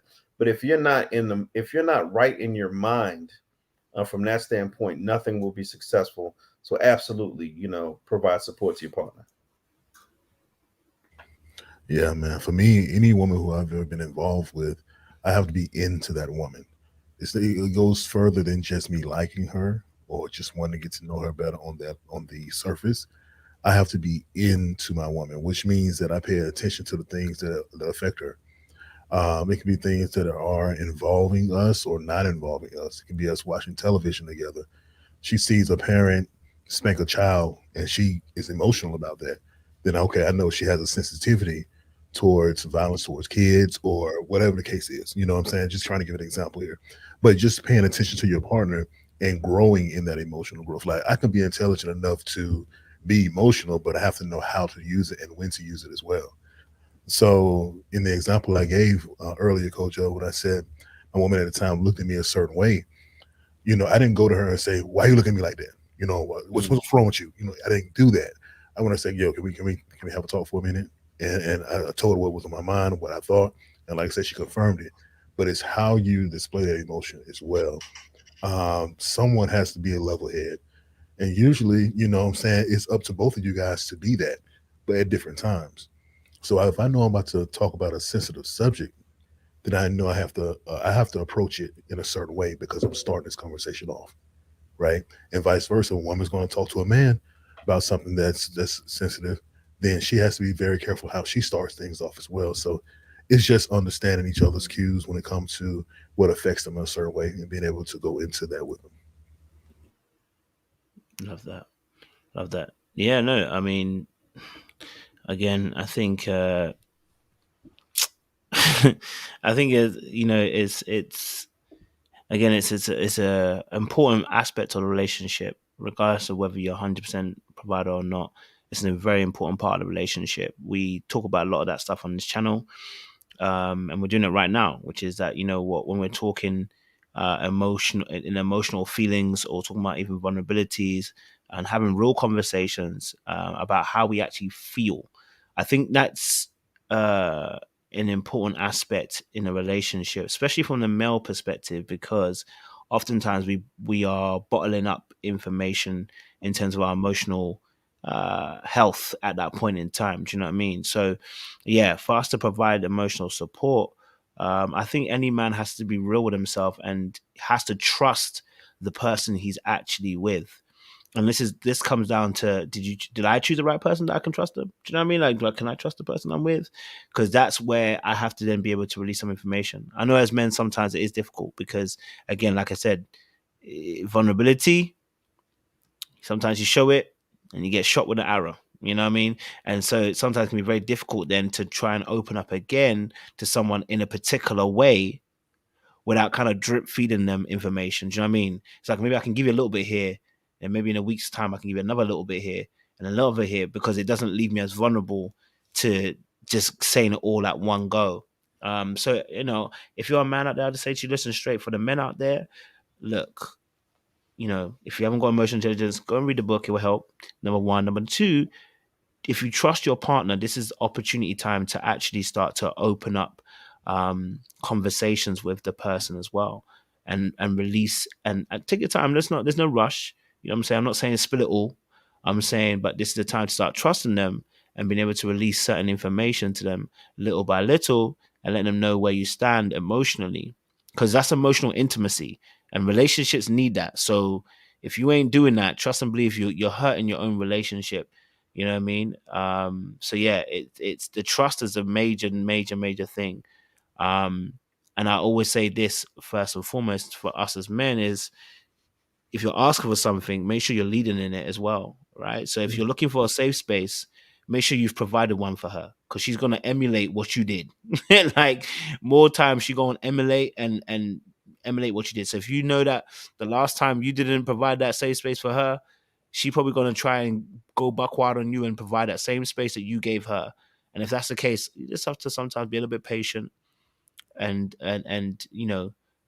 maneuver forward and lead in the correct way. Do you know what I mean? Sometimes you got to take a hit or two, just to show the right passage of way to go about things. So that You was a good know, question. Go for it. Yeah. and to add to what you were saying about the trust, you got to be mindful of how your partner trusts as well, because some people will come in trusting you, and it's up to you to keep it there. Then there are other people who come in where you have to start from the bottom and gain their trust to get to that level of where you need. So really important to have that conversation with your partner or potential partner about how do they trust? Do they start or do you start from the bottom? Because as you have to be very calculated or very careful with how you move from that point. I like that. Yes, Sean, welcome, brother. You've missed the conversation, sir. It's been interesting. That's what I'll tell you.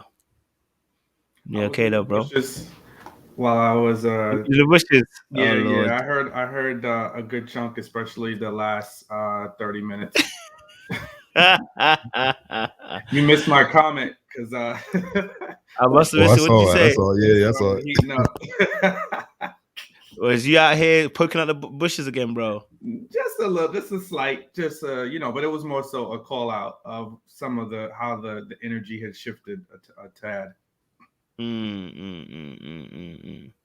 appreciate you, brother. Of course. Hey, what's up, Ken? Nice to meet you, brother. Hey, nice to meet you, man. So listen, and for all the ladies out there, I got to say this and just reinforce what you mentioned earlier, right? You were very intentional because myself and Corey, we're always willing to go to the things that are gonna step on a couple of toes, but you were very intentional about saying you don't want to be, you want to make this about men and us being vulnerable. So your intentions were all good, but listen, you know what they say about intentions, the road to hell was paved with them, and sometimes folks just they just gotta spice it up, but it's all right. You pivoted well. I appreciate you, bro. The question that obviously that was lately just asked, I don't know if you want to jump onto it. What advice do you have for men providing emotional support for their partners? So we're talking about provision, and the pressure to provide. So this is a very good question. What advice do you have on men providing emotional support for their partners. You know, that was not always a note as a role for men in the past, but with the society shift, both partners might need it reciprocated. So this is a good point. So what's your thoughts around this, Sean? Sure. So I think one of the things that I tried to do and am more intentional about now is understanding that my advice is not always needed, right? Sometimes it's an opportunity for me to just be open to listening, right, and not always providing solutions or telling my woman what I might think she needs to do. So that's something I had to learn, right? Because it comes off well intentioned, right? When a woman or whomever we're in a relationship might be sharing something, but I had to learn that wasn't always the case, and that I needed to pick up on that and then just sometimes be a listening ear. And I found that communication goes a lot better when you do that. People are more able to be vulnerable when you just listen, right? And then you ask, hey, listen, are would you like to hear my thoughts, or would you like to hear suggestions from me, versus going straight into telling somebody what they should be doing. So.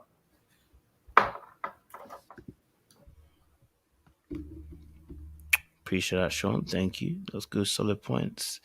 I'm seeing a few more comments coming through, so I'm just gonna see if we can break some of these parts down. I see the chats having some great conversations as well. So let me. I know Ken is gonna be bouncing out. Okay, cool. Yes, lovely stuff.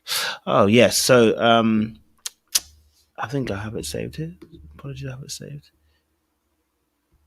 Oh, Darika asked questions. So she asks, why are the men competing? Is it for the attention of women? So when we're competing, I think when we said about competing the brotherhood, sometimes she wanted to know, why are we competing? Is it for the attention of women? Is that an aspect of why we compete in that sense?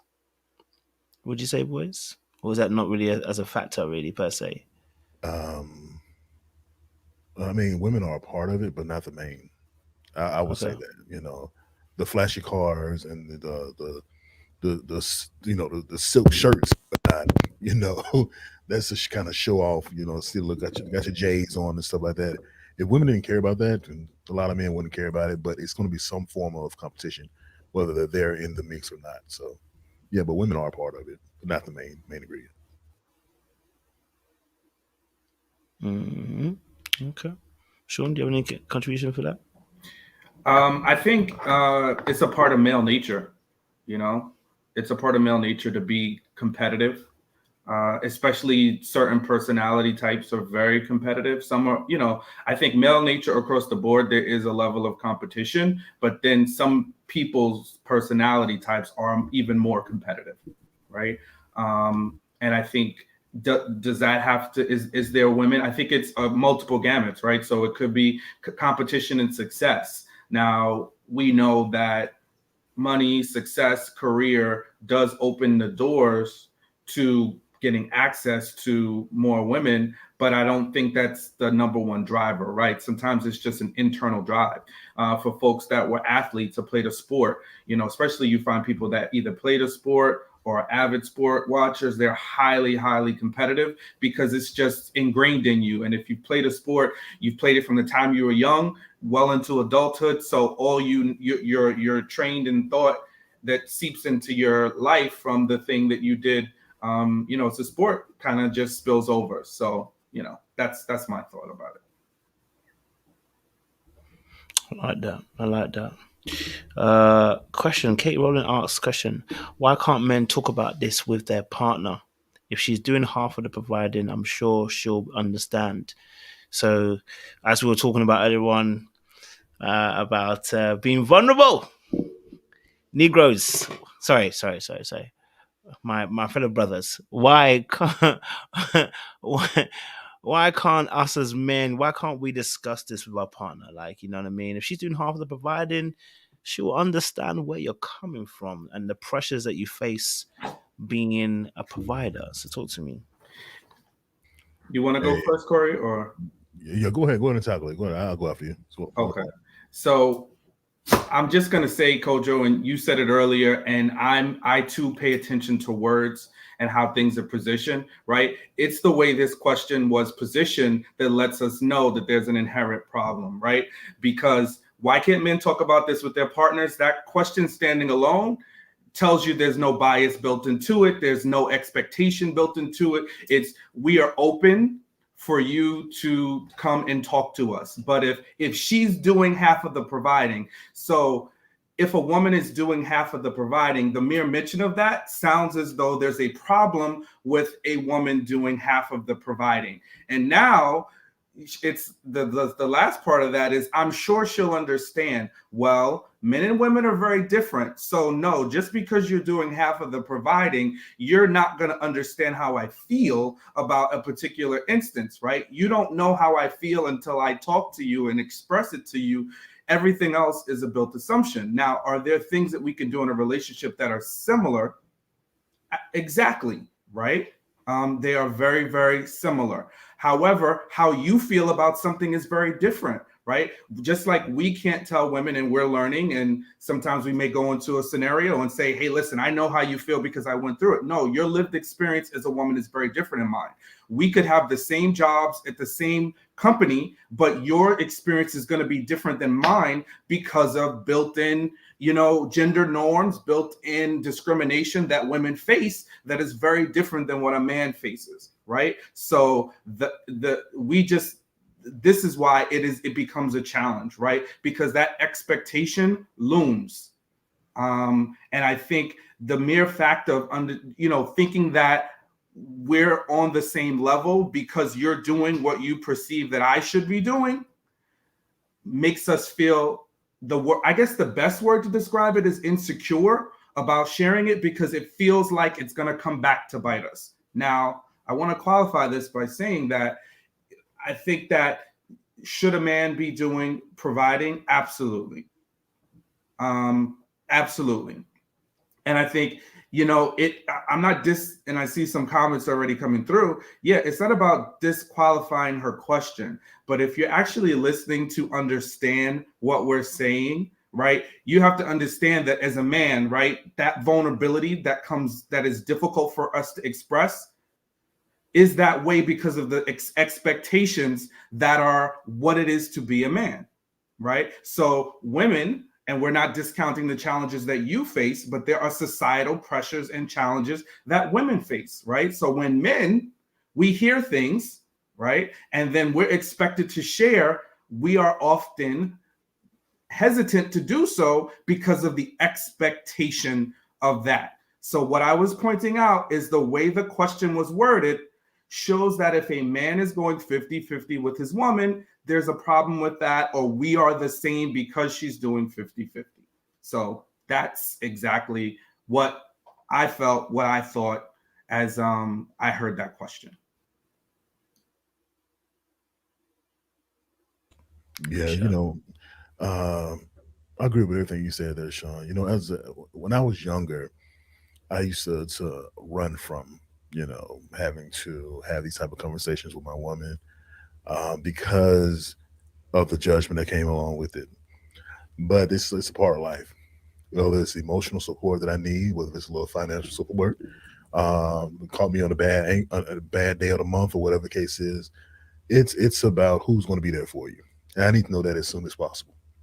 So if I'm rocking with you, and you say you rocking with me, if I come have these conversations with you, how you respond to the conversation will tell me everything I need to know about you and my future with you.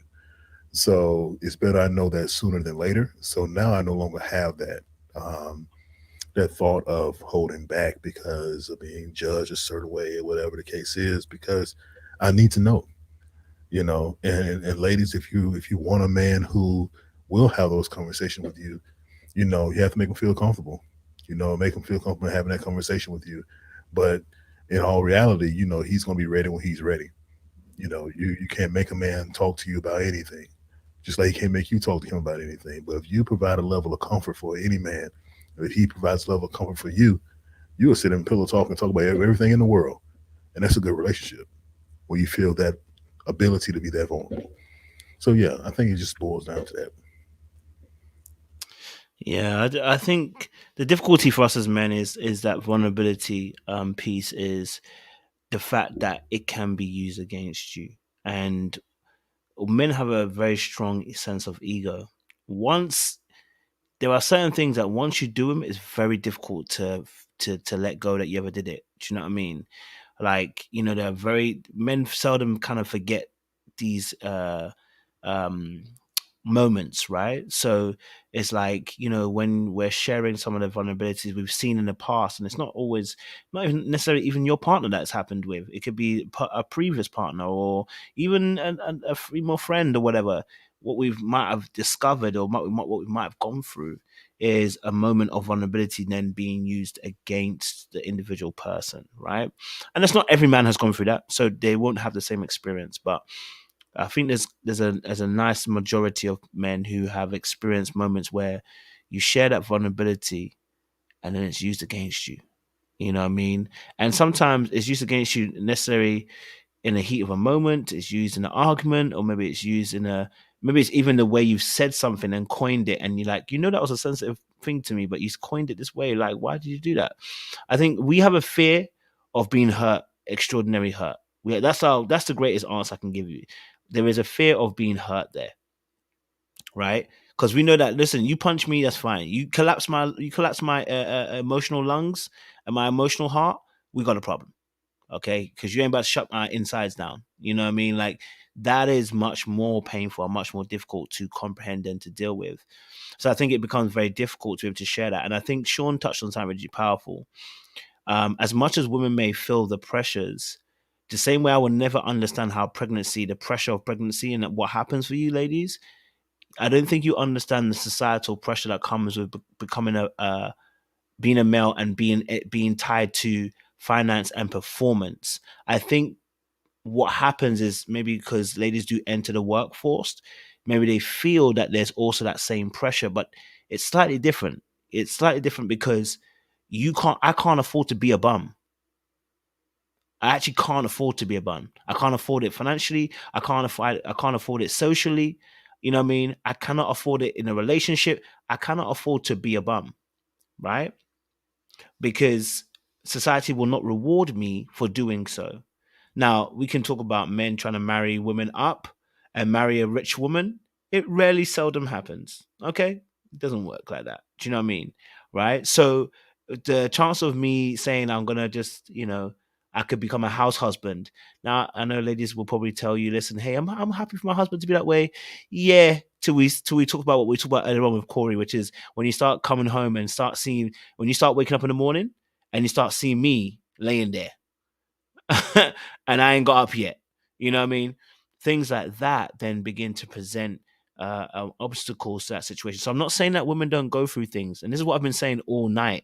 I've been saying I'm not saying that women don't go through things and don't similarly go through what we experience. I'm saying we have a different experience just because of the societal pressures that are tied into a gender role specifically.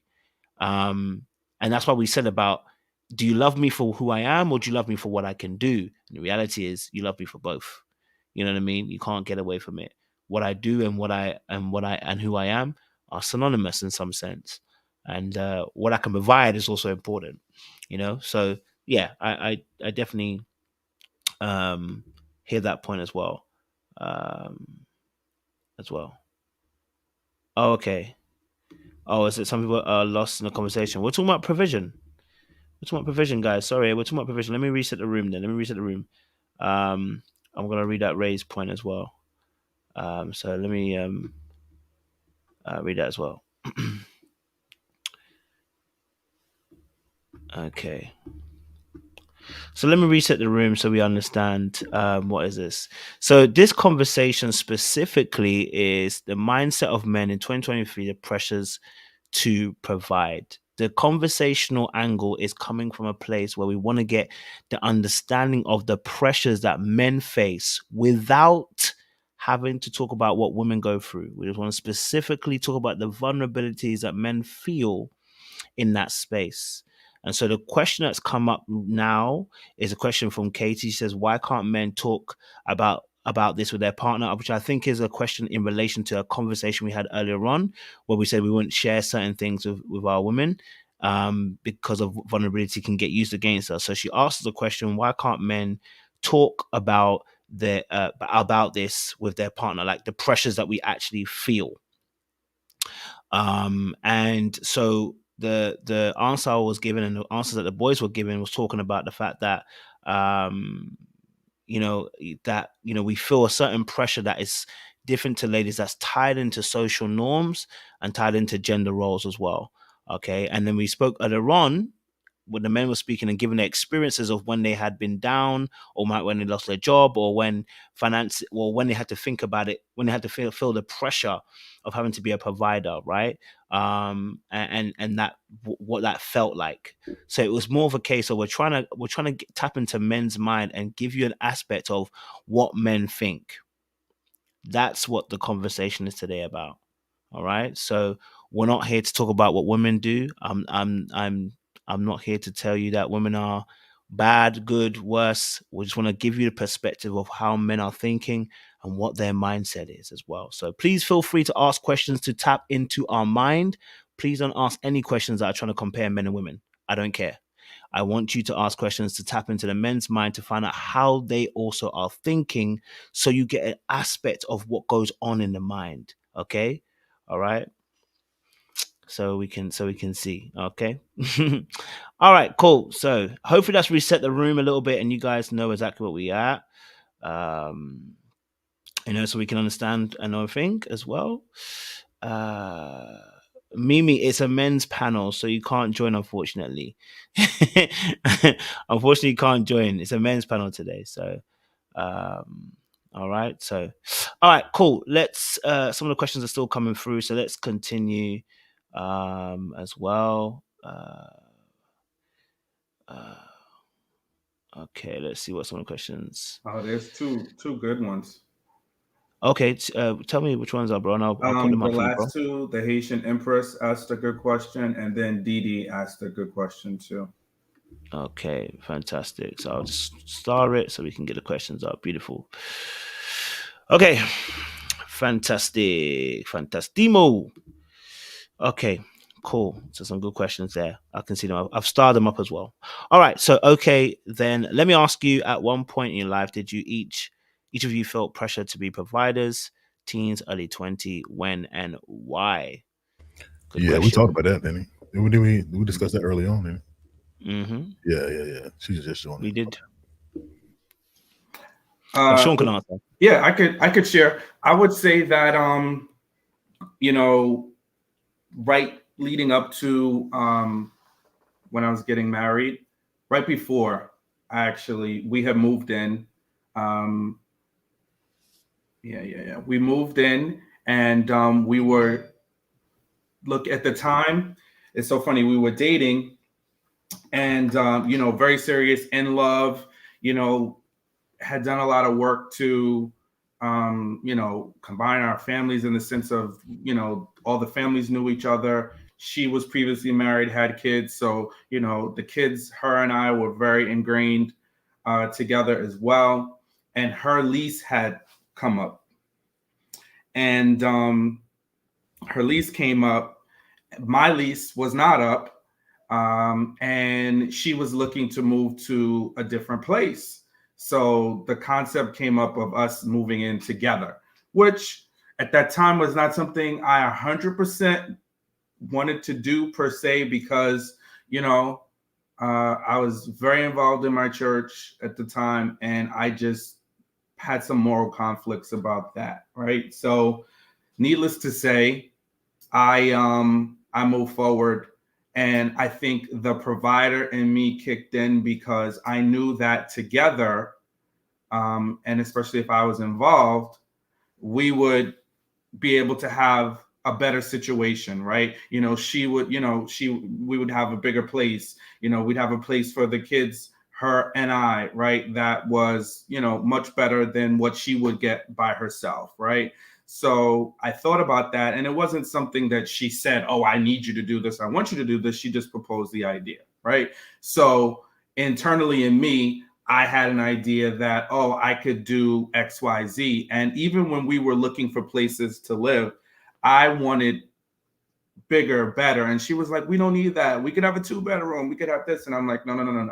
Especially if we're combining households, we need 4 bedrooms, I want space. I want this. I want that. All of these things. So I definitely felt the pressure, but it was internally one that was more so on me. And then feeling like, here she's in a situation and I want to be able to do something for her, because in my mind, I saw a future with her, and I definitely saw a forever with her. So that was a time where I definitely, felt that. And, we did just, again, what I wanted us to do. And she followed my lead, and we found a really nice place that was, more than enough room for all of us.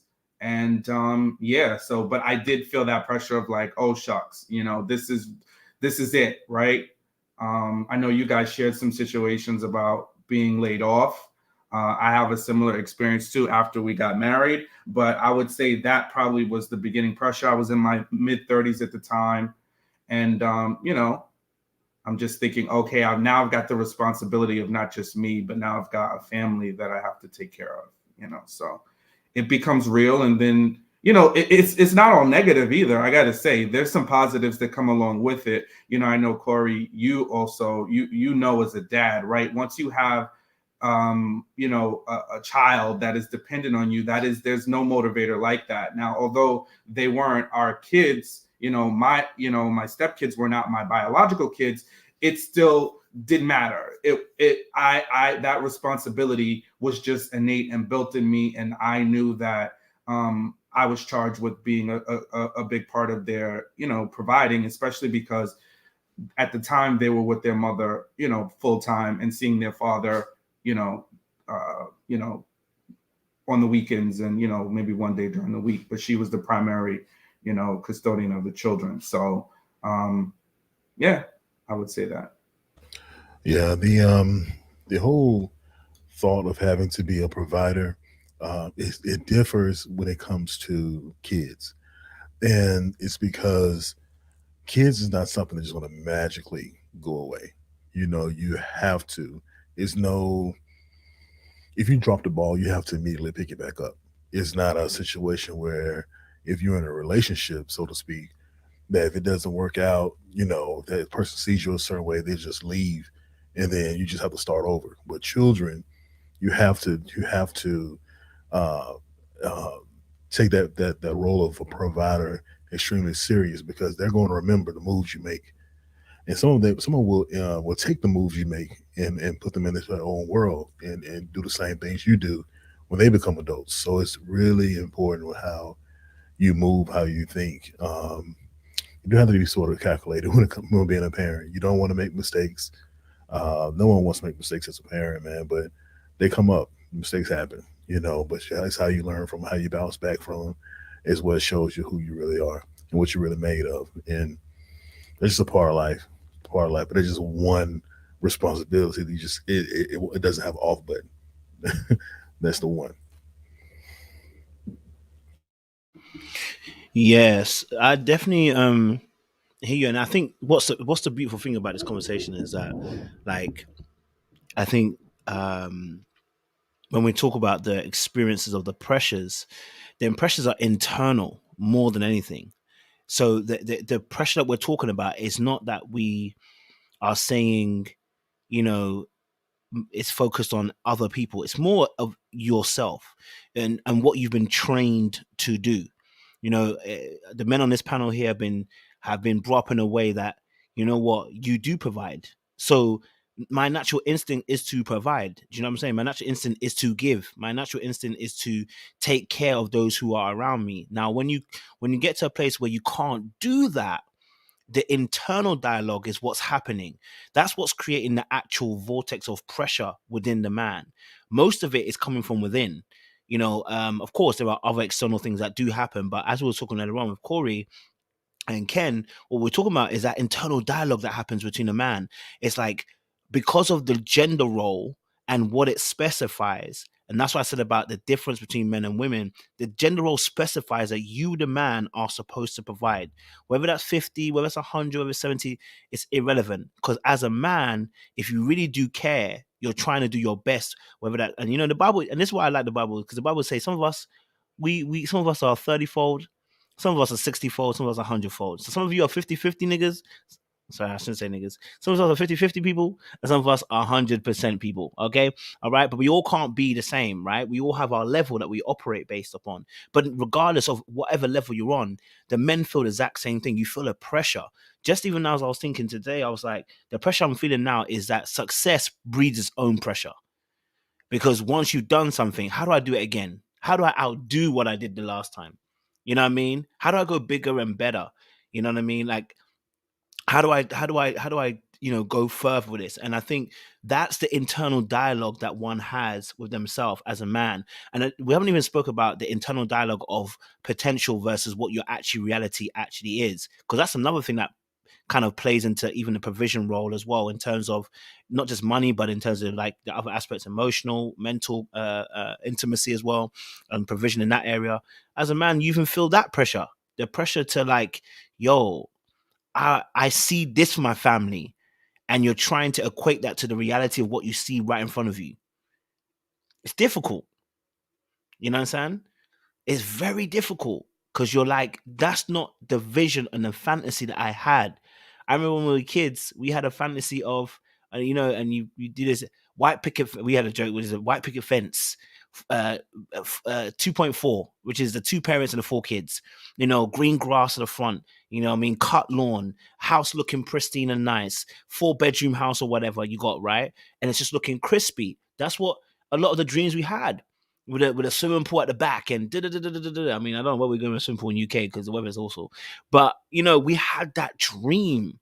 And then when you look at the reality of where you are, that pressure is what is sometimes it's an internal dialogue. So then when you talk about provision role as a man in a relationship, we can even talk about that. We can even talk about that as an aspect, right? I think personally, all men would love to be able to do 100%. I think it would suit our ego. It would absolutely behoove me not to be in that position. But guess what? I would love to be in that position to pay 100% of all the bills. This is why some of the passport bros are going over to where they're going to. But anyway, I would love to be in a position where I could pay all the bills, because then my ego will be satisfied. There will be no internal dialogue happening about, in this particular area. So that pressure is that sometimes, some of us are not, look, think of the greatest American footballer. And then think about the person who's not the greatest American footballer. You think he doesn't want to be the greatest American footballer, but he realizes that he's capped. No matter how much he tries, he ain't that guy. But you got to work with what you have. And I think that's what it is. But that internal dialogue, and that's this pressure that creates within oneself as well. It's also a pressure for us as men that we feel as well in that respect. Yeah. Paul, let me answer the next question. There's a few questions coming in, so we'd love to see the questions that are coming in, guys, as well. Sorry, Ray Alexander asked a question. He did pay a super chat as well, so let me just answer the question.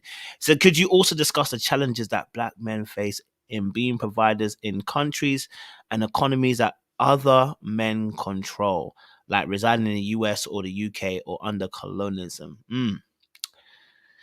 Ray, what are you trying to do with this question, sir?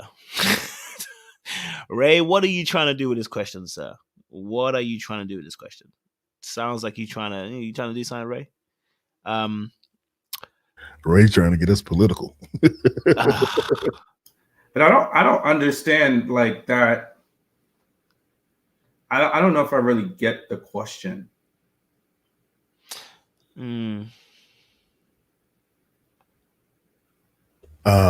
As far as what I get from this question, as far as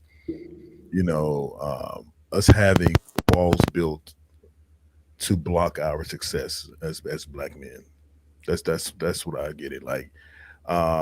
Sort of like blame this man or this situation for why we aren't where we want to be,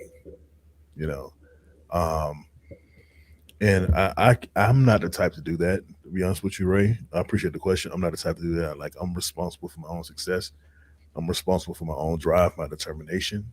That's on me, because we see people out here who are successful in spite of men, women, whoever. You see people who are successful in spite of the circumstances that they came up with, in spite of circumstances not having a mother in the home, not having a father in the home. They still were able to be successful. So I can't really say that. Now, if we're talking about ancestors or grandparents or something like that, and there was a little bit, that's a whole different situation there. But today in 2023, we should be out of that mindset, in my opinion, when it comes to our ability to be successful and ability to thrive. This is more of an internal situation, in my opinion, as far as us as Black men. We can go aside and work together to achieve more for the Black household, for the Black family, the Black women, how we can do more in our capacity as being united. I guess my challenge with that question is like most countries, continents are colonized, right? So are we talking about the impacts of colonialism, slavery, and how that impacted the globe? I mean, because then that's a different conversation. If it's a general question, what challenges do we face in being providers? Are you talking about racism? Like what? I just trying to understand what the question is trying to get at. And I think that that's where my challenge is when it comes to that question, right? Because there's other things after the question, just like, again, and maybe I'm looking too much in it, but when you ask me about a challenge facing men in the countries and economies that are under other men's control, do you mean white men? Because if you're not the leader of the state, you are under another man's control, right? In terms of, it's run by predominantly men, right? The government that we live in the United States is predominantly run by men. So I don't understand. Like, are you talking about a race issue or just a man-male issue? So I really don't. That's what I'm having a challenge understanding. I think that in essence, when we think about the provider aspect of it, I think it's a layered conversation. There's definitely layers to it, right? There's layers that come about when you deal with a situation, and then there's layers of just the inherent pressure of being a provider. And I dropped it in our IG chat. Jonathan McReynolds has a song called Pressure. And it is a great illustration of just all of the pressures that you can feel. And again, it's not exclusive to only men, but when we think about the pressures that we feel, a lot of it is internal. And we also are challenged with that vulnerability because the internal pressure keeps us having thoughts on the inside. And then what happens in a lot of instances when we do express ourselves, there's the shame or there's the criticism of the thought that we have, or sometimes being told that we're wrong for expressing what we think. And then that pushes us back into a shell. And some of it is not even intentional, right? So, I'm not trying to beat up on Katie or, bash her or say, oh my God, you were so wrong for asking the question. But I would just say just things like that is an example of when we're trying to say something, the implications, or sometimes it's the sub-meaning that we interpret, sometimes not always right, but that interpretation makes us, feel away. So I'll just land my plane there. I think personally, I don't even think about it. I can't lie to you. I don't really think about it. I rarely think about it, but maybe that's because I have a level of privilege. I'm coming from, I'm first wave born and prepped in UK. So I kind of know how the system kind of works. But if you're coming from Africa, coming to UK, it can sometimes be difficult. You are generally facing some racism. Your degree doesn't mean as much. Your accent can make you can stop you from climbing certain things, so those kind of things can happen. Your name can be an issue for some people. So there are genuine things that can stop people from climbing. I personally just don't think about it. You know what I mean? I get on my job. My thing is become as best as I can, that you can't stop me. You know what I mean? That's my thought process. But I'm not trying to be ignorant that other people don't face other obstacles. But I'm saying that because of my privilege of being born into a country where resources are at a touch of a button for me, the only excuse is me stopping me. Do you know what I mean? Like, one of the biggest YouTubers in the world is black. One of the biggest TikTokers in the world is black. Okay, he black. Okay, black. He don't even speak in his TikToks. He doesn't even say anything. He just mimes. Like, so it's more than possible, but it is hard sometimes when you. I think the biggest thing that stops black people isn't systematic racism, isn't institutionalized discrimination, isn't neocolonialism. It literally is the image of someone being in that position already. It is the ability to think one can be there. I think that's the hardest thing. That's what we say that I think what we say is having people, how do we call it? Representation. We say representation matters. It really does, because it gives people the power to believe that they can do something. And that's why I always reference Black Panther, whether you like the film or not, whether you think it's an agenda or not, that's up to you. But for me, the first Black Panther is amazing because it represents one of the first.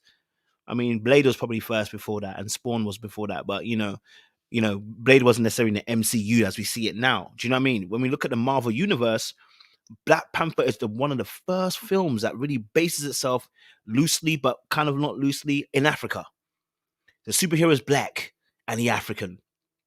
Okay, and it's something that we can all get behind. And that representation matters because it makes people believe. I think that's the biggest obstacle that most of us face. It's having that representation. You go into your workplace, you don't see any black bosses. Now, someone's got to do it, but that person's got to believe and see beyond what they can actually see, and that can be very difficult. You know what I mean? So I think the biggest obstacle necessarily isn't that; it's the representation that can be very difficult for people as well. So yeah, I think that could be the answer to that question, I think. But thank you for the super chat as well. Really do appreciate that. Didi asked a question: do you believe that women are insensitive to the heart needs of men?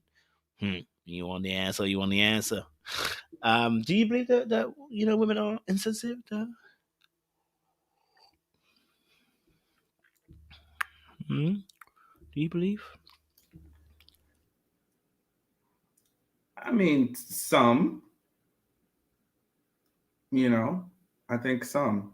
I think Didi asking that question leads me to believe that she's not one, right? Because the mere asking, right? And I think that's how we as men evolved and gotten better too, right? We think about the things that we've done to get better. The Haitian Empress is firing shots.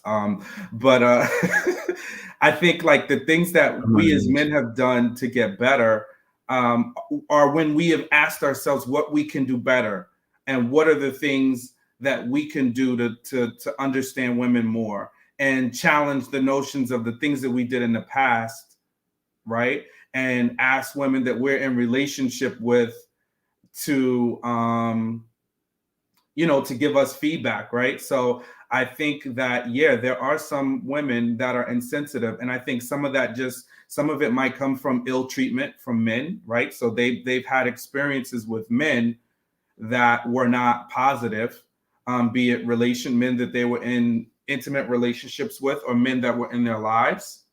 And sometimes that shapes the way that they view all men, so that when men express themselves like us, they are hearing those same men. Or when we talk about some of the fears, challenges, vulnerabilities that we have, sometimes women will project their own issues on us, right? And then that's how they become inserted in it, right? Well, we start talking about some of the issues we have or an issue we have. Well, I don't have that problem. I provide all day, or whatever the notions are. And I'm not talking about any comments that happened tonight. I'm just speaking in general, right? These are some of the things that can happen that would have a woman being insensitive, right? Or if we share a vulnerable moment with you, then it comes back. If I say, listen, I got laid off and I'm just feeling a little sad, right? And then your response later might not be in the moment, but later on is like, hey, listen, you need to just, have you looked at the New York Times? What are you doing? Then you start sending me job references. That's not being sensitive, right? It's you hearing me telling you I'm vulnerable versus asking me how you can help. You're giving me solutions. So I think it does happen sometimes. And I think sometimes women too, just because, look, and I'll end it here, is that men, we have a, because we live in a patriarchal society, we have the upper hand in a lot of instances. So I think when women hear us talk about things that bother us, maybe things that we feel are pressures, things that we think are unfair, they sometimes have a hard time dealing with it because they don't have the privilege that we have. So they're like, if I can do it, why can't you? But it doesn't mean that because there is privilege in being a man, that doesn't mean we don't struggle. That doesn't mean that there's no vulnerabilities. That doesn't mean that we don't need to be emotionally supported as well. So, I think that is a reality that does happen. I definitely feel like, and it's not, again, I'm always very clear to say this, with 2023, I want to always make it clear. It's not all women. It's not all women. It's not all women. It's not all women. It's not all women. It's not all women. But I'm also taking into account, I think someone like, for instance, if I'm having money trouble, Kaveh from Ready to Love is not going to get I can't tell her my vulnerability. That girl will nuke me. And because she has a trauma there. So make it very hard for her to maybe understand. I'm also being very much aware of that people have traumas as well in this area, right? So I'm trying to be, as a leader, I'm also trying to be aware of the fact that some people are going to respond differently. What I've seen, okay, what I've seen here is that, do I believe that women are insensitive to the hearts and needs? I think it's happening in the chat right now. I think it's happening in the chat right now. We're discussing about how I feel, and it becomes a debate. There's no debate here. I'm only talking about how I feel. And I think that sometimes can be an issue. Not that it even goes to debate, but I think sometimes, and I think we spoke about this before, like when a man is telling you something vulnerable and you go, oh, I don't need an R in that moment. What I just need you to do is listen to what I'm saying, right? And and sometimes we just need, sometimes we just need just a listening ear, and we just need to just be heard. Do you know what I mean? And sometimes what can happen is, we can be seen as, well, you're the man, patriarchy's on your side, you're making excuses, you know what I mean? Like that can come out of someone's tongue before actually listening to what I'm saying. Like, I'm going to give you an example. Not once have the men on this panel, including myself, made an excuse as to why we're in the position we're in, or saying this. We've never made an excuse about anything. All we've spoken about is how we feel. That's it. And all I need in response back is, oh, okay, is that how you lot feel? I never knew you lot feel like that. I don't need to be challenged. I don't need to be like, well, if you did this, you wouldn't feel this way. I don't need that. All I need in that moment when I'm sharing how I feel is for you to listen. Because I'm not making no excuses. I'm not telling you I can't do it. I'm not telling you that I can't overcome. I'm not telling you. And that's what we're talking about earlier on, about the belief and the pride. It quickly gets disrespected real quick when people start making comments. So women can be insensitive, just like men can. Don't get it twisted. We all can be insensitive, but we're talking about women today. And we are seeing it live. But I'm also trying to use this as an example for myself, because what do I do when I feel like I'm being disrespected? Because if I join you, then I'm also not helping the situation. You see what I'm saying? Yeah. So, Kojo, can you flag this question by Nairobi Zebdi? It's at the 07 mark. Yeah.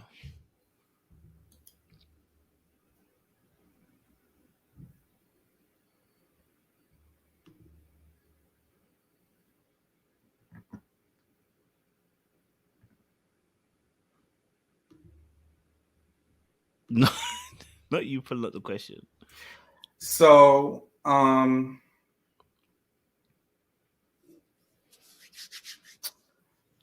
trying to choose my words wisely, but how often is it met with openness when men tell women what we want from them? I think that is like, what are our experiences when we've told a woman something that she's done and we want her to do it a different way? Have you had success in that? Have I had success in that?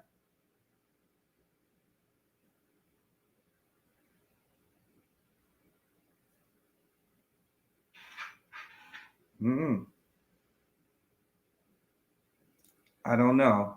I think that, to the last part of the question is also one that I kind of have an issue with. The first part is great, but you're gonna make it about me when I had an issue with something you do. So now it's my ego that you have a problem in the way that you communicate. So it's always weak. Sometimes it really feels like we can never win. And I think this is why sometimes men shut down. So when we talk, you're like, pull all the mics away from every man with a podcast because we don't want to hear you, right? Because now the floodgates are open and everybody wants to talk. Well, y'all don't want to hear what we have to say, right? But then when we don't talk, it's our ego that's preventing us from talking.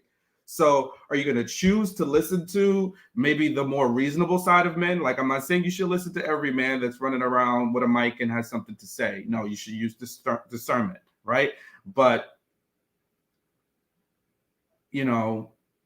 are you going to really listen? I think that's the biggest question. That's the question I want to bounce back to y'all. Are you willing to truly listen when a man shares with you what he wants from you without imposing your thought of what you think that man should do?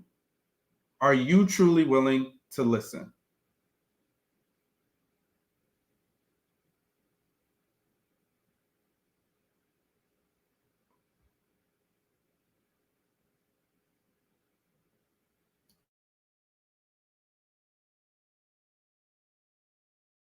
They're saying yes in the comments. They are willing to listen. But it's like you said, Sean. It's, a lot of people are out here. They're talking with a microphone. Any man, when it comes to relationships, is very heavily saturated. Like, it's a lot of people that's talking about relationships right now, right? And it's okay because certain people with certain words speak to a certain demographic, and that's just how I gotta look at it. People say they didn't like KS, his logic, and you didn't like it, but you kept watching him. You didn't like it, but you watched for negative talking points, or if it's another channel that you don't like, you watch it for the negative talking points to grab that and use that either against men or whatever the case is. But it's not fair. I think you have to take it a man by man, case by case basis. So don't loop all men into one category. We can't loop all women into one category, but it's man to man specific. So whoever you're dating at that time, give that person the respect that they deserve. He's going to give you the respect you deserve when it comes to being open and talking about certain things that affect us all. So I think if we get back to that, we're good. But to loop just because someone speaking is looping everybody together, or someone on another side is looping everybody together, you don't have to in your quest or your openness to being into a relationship. So that's what I have to say about that.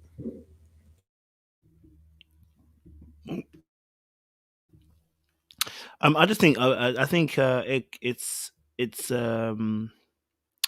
it's tough. Anybody hearing feedback is tough to hear feedback. You know what I mean?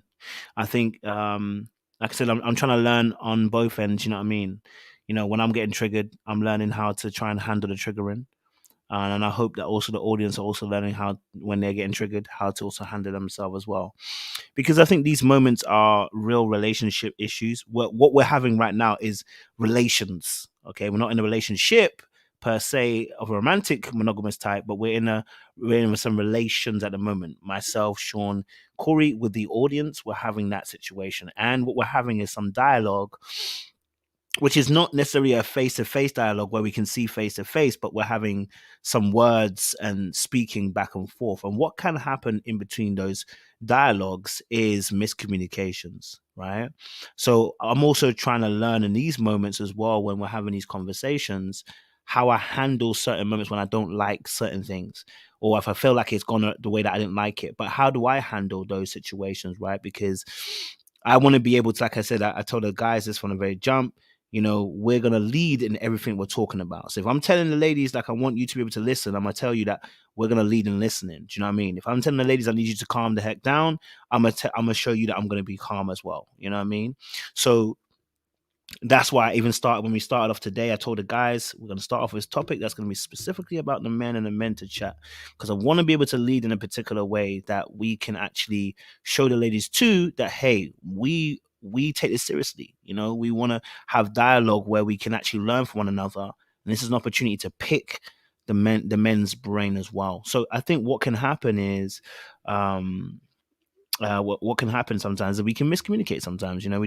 We miss each other because we're feeling some type of way, maybe, or we've heard something and we've heard it through our lens, and that's both of us as well, who do that as well. So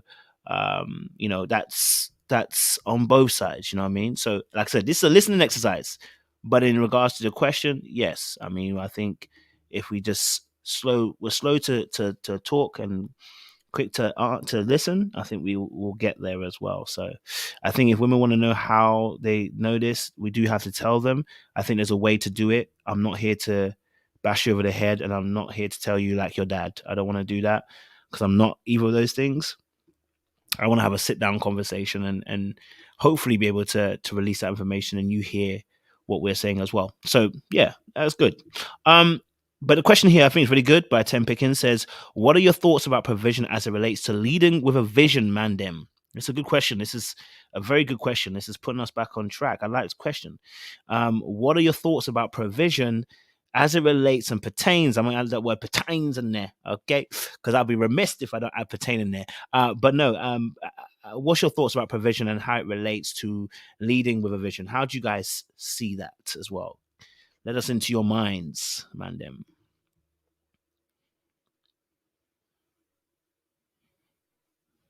Don't all be in a rush. I was going to give it to Sean, but it's not a problem. Now, I know I've spoken this before, that any man who says they're marriage minded should have some type of vision. Vision of how to get there, vision of how they want their family to look, how they want to build. Not saying that everything has to go, piece by piece, a bit by bit, but that's a very good start to have that vision of knowing what it looks like. So those type of questions come in as, what kind of wife you think you'll be, what kind of husband do you think you'll be, what's the most important thing to you about a marriage. You get into the conversation of where you want your future to go, right? And if you guys are aligned in that area, I think that's a good first step. But provision, I mean, you have to be able to have a vision as a man. Now, I've said that for as long as I can remember, that any woman who wants to talk to me, they will need to understand that I have a vision. I don't mind explaining the vision to you. If we make some corrections here and there, that's fine. But you're not going to completely trash the vision, okay? Because it's mine. And every man should really be the same way. And every woman should accept that man's vision, not try to change it, because when you try to change it, you're playing around with something that could backfire in the relationship, because it's not his true intentions. It's not what he truly wants. It's not what you really truly want. You guys are compromising on every little thing. That causes some rift in the relationship. So I would say just find a man who you believe in. You trust this man to lead. You trust this man's vision. But yeah, I definitely feel every man should have a vision of where he wants his future to go when it comes to a marriage.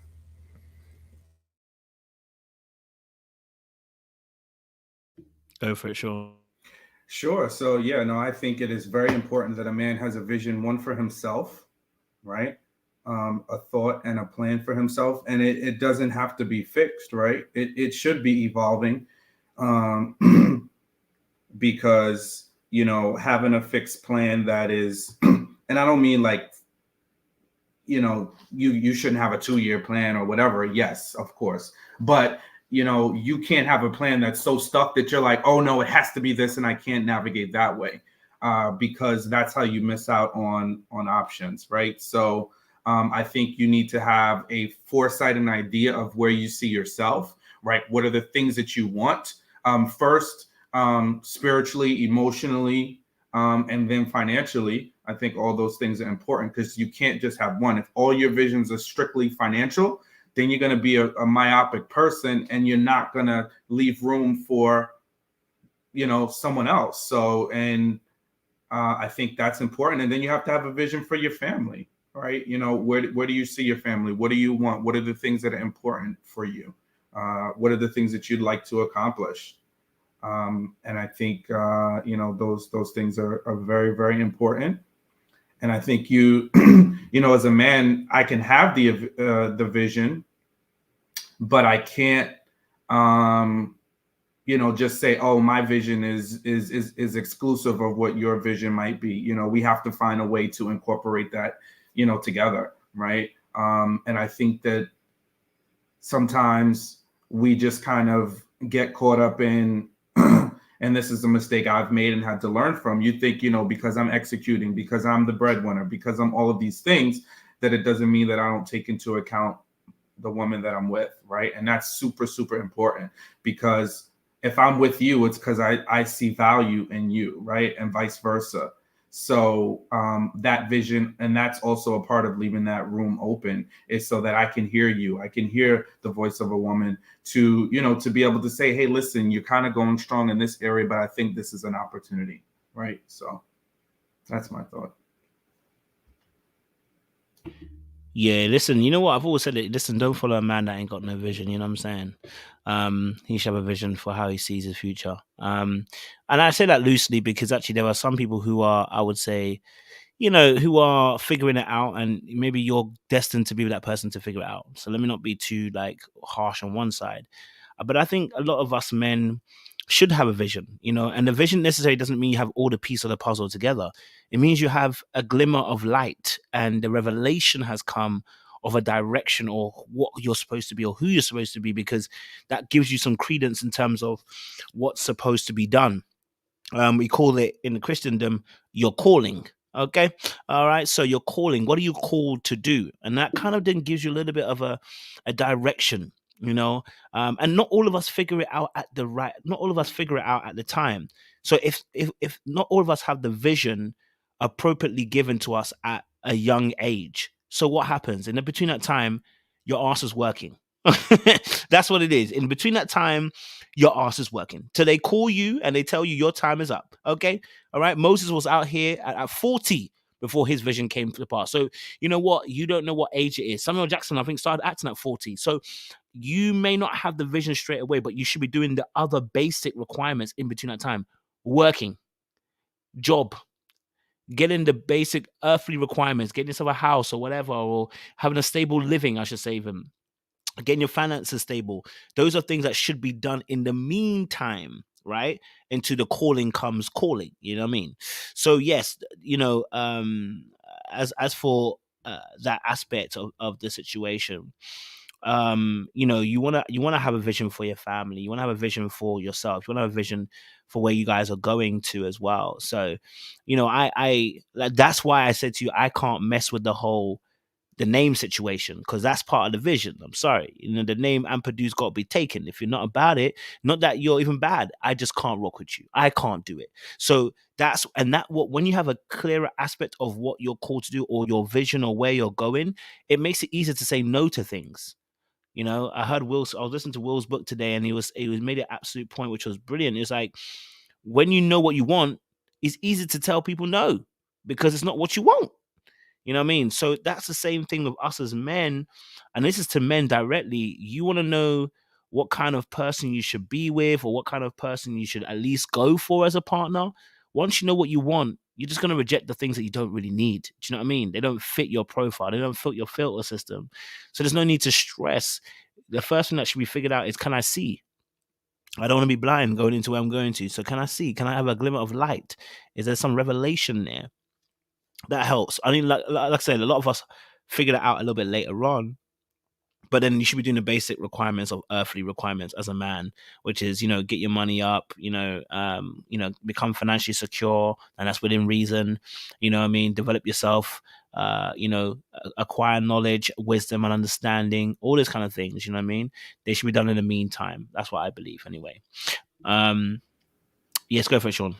Yeah, I was gonna say I love that comment that Kiki shared, and then I think there was some others, another comment shared by I don't want to mess up her handle. I think it's Fem Aitian. Okay. But I think that's where we get to, like, those two comments and the self-evaluation. When we do it, and then when our women are open to do it, that's when relationships are super successful, right? And I love the vulnerable, because see, there's vulnerability in there. So when you're vulnerable, like she was in this instance, it makes me want to be vulnerable, right? And when you are, when I talk about my vulnerabilities, and that's what I'm saying. It's like, don't be solution driven for me. Just the same way, if you're being vulnerable about something, think about yourself. Do you really want a solution, or you just want to be heard? Right. So I don't think it's that women don't know how to treat a man, just kind of, sometimes it's about putting yourself in the other person's shoes. And it's not that we want you to treat us like women, but there's also just certain inherent human things. Right. And if somebody is being vulnerable with you or telling you about something that bothered them, chances are you don't want it thrown back in your face. Right. So if I'm saying something that you did, and maybe if my tone is off and something that you don't like the way I'm saying it, then tell me that versus fighting with me in the moment. Right. So if my tone is off and I'm telling you, hey, listen, I don't like when you did that, but it's making you want to now fight with me, say, hey, listen, your tone's kind of, it's rubbing me the wrong way, and I want to be able to hear you. Right. I want to be able to hear and receive what you're saying. But the way you're saying it, I feel like you're telling me what to do. Okay, now the man should now be able to receive that, dial it back, and adjust the way he's communicated, right? So I think that is like getting to it instead of fighting with me, right? So now you're going to say, well, you did the same thing the other day. Tell me what the root cause is. Because if you really want to hear me, you'll hear me. If you don't want to hear me, you won't hear me. Human beings. We're all highly smart and highly evolved. If my woman tells me something that she wants me to do, and if I want to make it about something else, I'll make it about something else. Then I can gaslight you to hell, right? And like deflect from the argument when I know you really want to tell me about something that I'm doing that's wrong. So either do you want to get to a solution? Are you willing to be, vulnerable enough to say, hey, listen, I did hurt you and I'm sorry? And that's okay, because we can move off from there. But telling me you didn't do it, telling me I'm not X, Y, and Z, that doesn't get to a solution. And I think that's where we miss each other, is because we're battling, and relationships have become a battlefield. The mere notion of a relationship can become a battlefield. Talking about relationships becomes a battlefield. And I think sometimes we got to be willing to admit we're wrong. And I mean, listen, I had to face that when I dealt with being divorced, right? Because that's a hard pill to swallow when something that was forever was not. And it's okay to be wrong. Sometimes it's okay to look at yourself and say, okay, these are things that I could do better. I can apologize, right? I wish I would have done that better.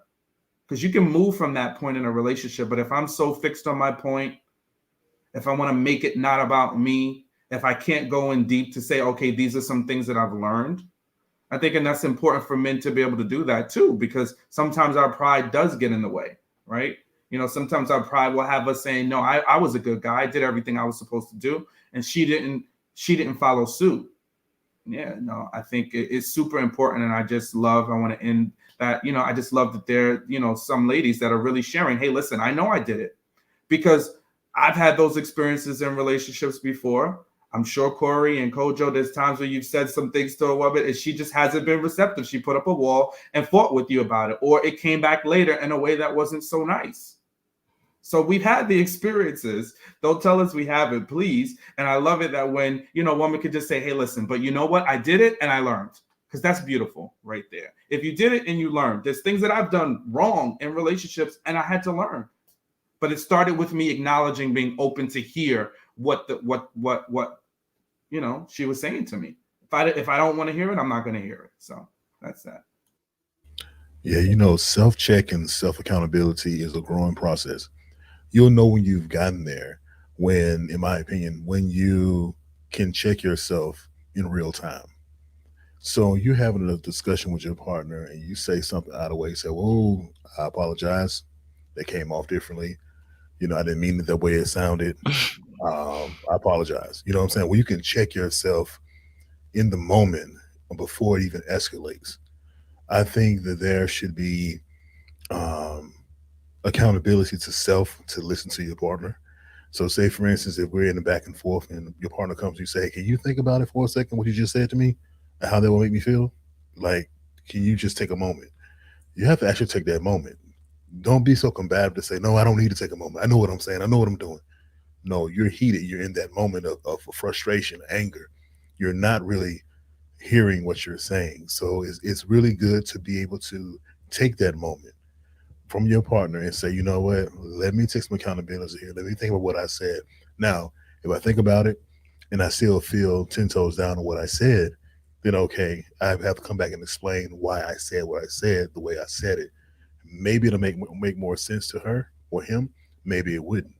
But you owe it to yourself to at least do what they're asking you to do, which is take a moment. Because sometimes before you get riled up, people can see you getting riled up before you even do it. Like people, I've had conversations. It's like, "Why are you yelling?" I'm like, I'm not yelling. Like, I'm passionate about what I'm saying, but I'm not yelling. But I have to take what they're saying into account, so I have to check my tone, right? So it's about understanding in real time. Like, okay, make the necessary adjustments to make sure that you're not being overboard within the discussion you're having. Yeah, and I think this is a beautiful point as well by Femi.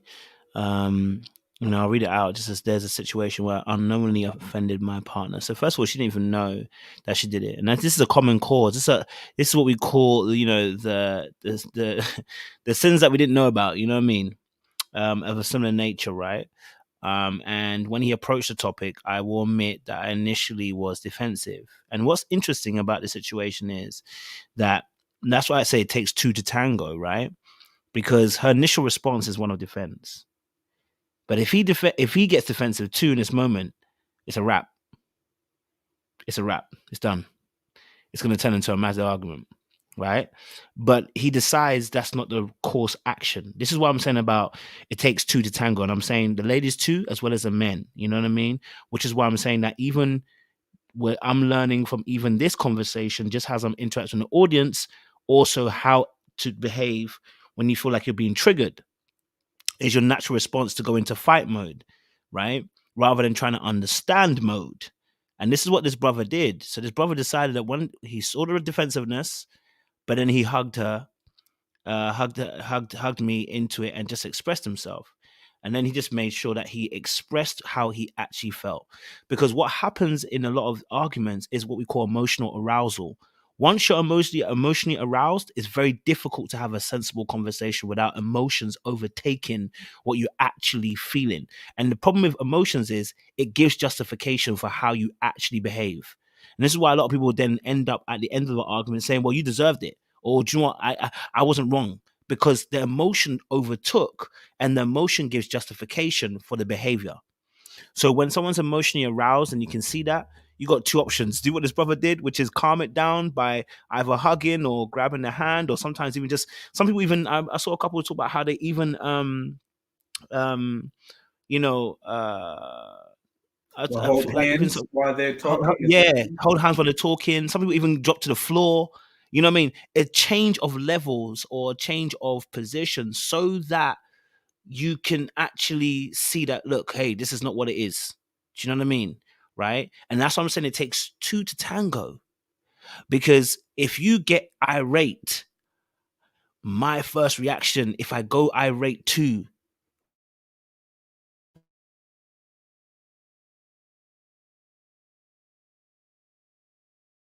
you're muted. Audio went out.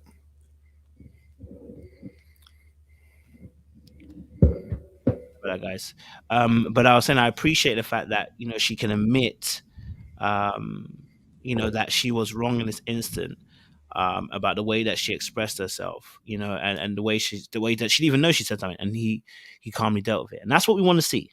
That's what we want to see. We want to see more of that between couples, between men and women, and it takes two to tango. So any man out there listening, because it's Men's Day, we're talking about men's panel, I want you to understand as well that it takes two to tango.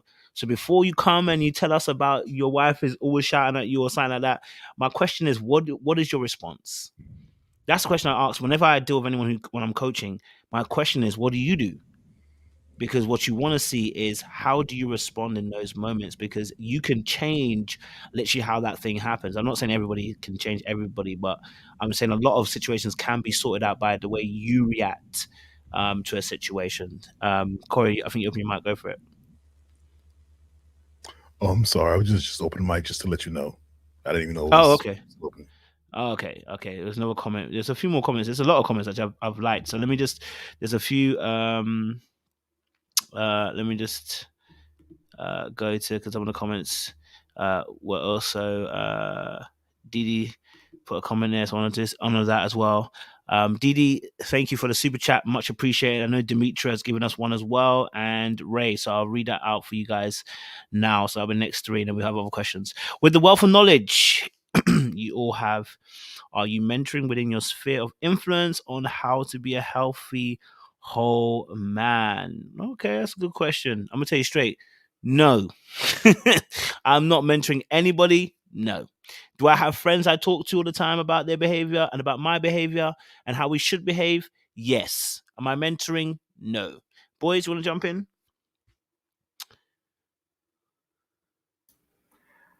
Sure. Go ahead. Sure. I need to stop doing that. My bad, boys. You know, yeah, I think is it like an intentional, like I'm a coach that, you know, supports and helps people? No. But do I give advice? Do I talk to you know, friends? If I see somebody that's in my close circle and I see them moving in a particular way, am I going to talk about that? Absolutely. You know, so, you know, if you consider that mentoring, yeah, I do. But I definitely share what I think are important things. There's several men that I'm close with that I for sure will, you know, advise them to therapy, right? I've talked to them about my experiences in therapy and some of the things that I've learned. So, you know, if that's the case, yes, I absolutely do. Yeah, I agree. My advice isn't for every man, though. I try to target men who are marriage minded. My advice is not for men who have a stable and just trying to play the game all day and every day. That's not what it's for. I would really like to concentrate on younger people, because the older you are, the more stuck you become in your ways. But if I can catch you, high school graduates, you know, college kids, if I can do that at that level and be able to control the narrative in such a way before they get to a point where they're just lost when it comes to relationships, what women expect, what men what as a man, what you should expect, just in the mentoring realm. That's what I would like to concentrate on. But yeah, I think we all do it in some kind of way. Demetrius got a question. Thank you, Corey. Slightly off topic, but you know what? We can answer it quick. I want to honor the super chat, so I appreciate you. So, do men have a type? I find that men have more than one type. One of their big head likes and their type. Yo, that is funny. One of their big headlights and the type their little headlights. Oftentimes, these types can differ completely. So, thank you for the super chat, by the way, and the question is absolutely hilarious. Can't lie to you. So do you men have a type? We'll get back on course after this, but do you men have a type? Well, my question is, which one's the little head and which one's the big head? Oh my days. You need stopping, boy. Calling the Avengers. Endgame.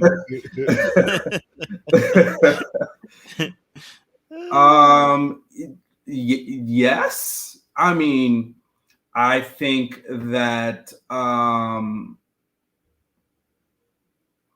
I think my type has changed, right? Because sometimes you focus on more. I think the younger you are, as a man, you're focused more on the visual, and I'm generalizing, right? So some men don't do that, but I would say most of us in our younger years, from teenage, until like early 20s, it's strictly visual. So whatever your visual type is, it's that. Now, obviously, you don't want somebody that's attractive that's just going to run you ragged, but sometimes you don't learn what running ragged will look like until you get some experience under your belt, and you're like, oh yeah, just solely looking for that particular type can lead you down a path of not getting relationship satisfaction, not giving you a level of peace. So yeah, I think there is a differentiation, but the older you get,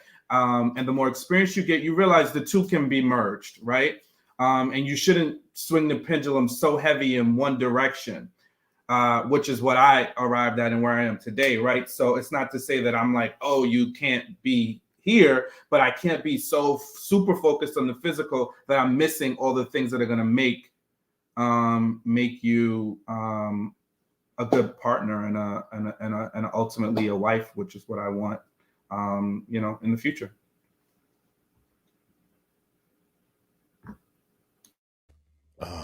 Yeah. So I don't really have a type. I used to a while back, but I've realized that I've been in relationships where normally I would not have been in, and I've learned a lot from the women that I've been in relationships with. So they've given me something I didn't know I needed. And because of that, I can't say I actually have a type. So I've dated all types, tall, short, small, big. It's just light, dark. It doesn't matter. It doesn't matter in that realm. It's like if I find something that I can connect with, intelligence is something I'm really attracted to. So if you have that, then I'll even entertain any thought of being in a relationship with someone if that intelligence is really shining. So that's me.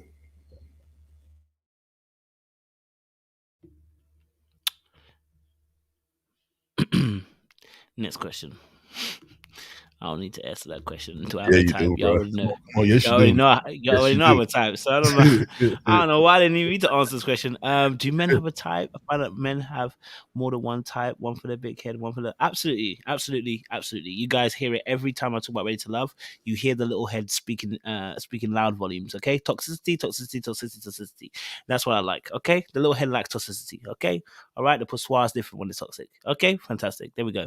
All right, cool. Next question for you. Ray Alexander said, in understanding the pressure to provide, should men in the modern era be more alert and proactive in acquiring and maintaining skills that will keep them gainfully employed in a changing economy? I think that's a really good question. I think it's a very good question. I think yes. I think more men need to be acquiring different skills in different areas. Mainly, I would say more in the in the IT section because that's where we're going. Everything seems to be digital. So, and we knew we were going there anyway. But very soon, an engineer will be the one that's doing the dirty work. Like, it'll be an engineer versus technician. You know what I mean? Like those who can do digital things, they'll be the ones making the money. So yes, I think they should. I don't think it stops you from being unemployed though, because the economy can shift at any moment. COVID taught us that. You know what I mean? There are very few jobs that are infallible. But yes, having more skills definitely would be helping people um, at least kind of help themselves spread themselves a little way so they can actually have access to other jobs as well in future as well. So yes, having different skills would be very, very much important as well going forward. I think that would help. Would that change the person's mind? I think the only way that changes if you have multiple streams of income. And we always talk about it. You always hear podcasts talk about it. Can I be honest with you? Most people ain't got more than one. Most people have not got more than one income stream, or at least two at the max. It's. I'm gonna say this again. Okay, not everyone is born to be rich. I'm sorry. So those who are meant to hear the message are meant to take it and run with it. Those of you who are meant to have money should have money. That's what it is. You know what I mean? Because you can bang on about it every single time, but everyone should have multiple streams of income. But the reality is, most people are not going to. That's why most people, like, just like the reality is, most of us are not going to make six figures. We're going to be average earners, and the average needs to be with the average. Okay, all right, it's okay. I'm being facetious, but the reality is there are always going to be people who are going to be average, and that's not a problem. We need average. You know what I mean? Because who will open your doors? Who will clean your toilets? You know what I mean? Who will be flying a plane? The flying plane is actually luxury. Who will be doing the air hostess? You know what I mean? Who's cooking your food? You know what I mean? Who's going to look after your children? Some of you, your children are so bad. They're here beating up teachers. I need you to go look after those kids. But, like the basic jobs that, the average earner earns, you need those people as well. But yes, if you're a man out there, acquiring different skills will make you less um, in danger for the wind blowing and you being knocked over. Yeah, sorry, baby, my bad. Corey. All right, let me read the question again. I mean, it wouldn't hurt, one thing I think that a lot of us can get under our belt is either, just business administration. I think that's a good course or to feel, because anything that you do, any skill set that you have, you can turn that into a self-made business with business administration. So that's something that I believe that you can channel into, increase the growth in what you already know. But yeah, besides that, I'm in line with you on that, Coach.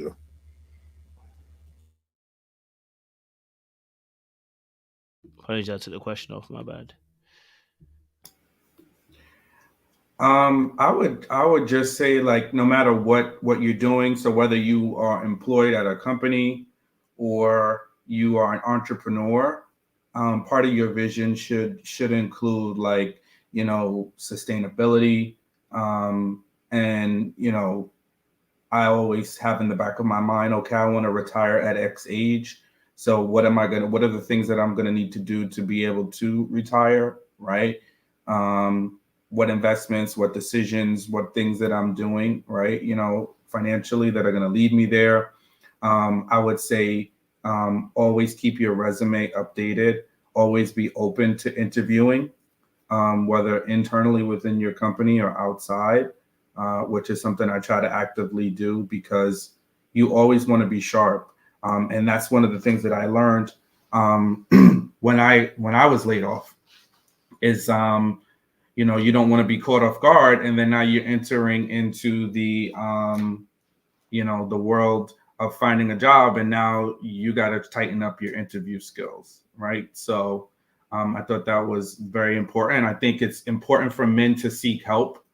I think from whomever, in terms of mentorship, right? People who are doing what you want to do, to have a circle around you of people that are doing things similar to what you want to do at various levels of success.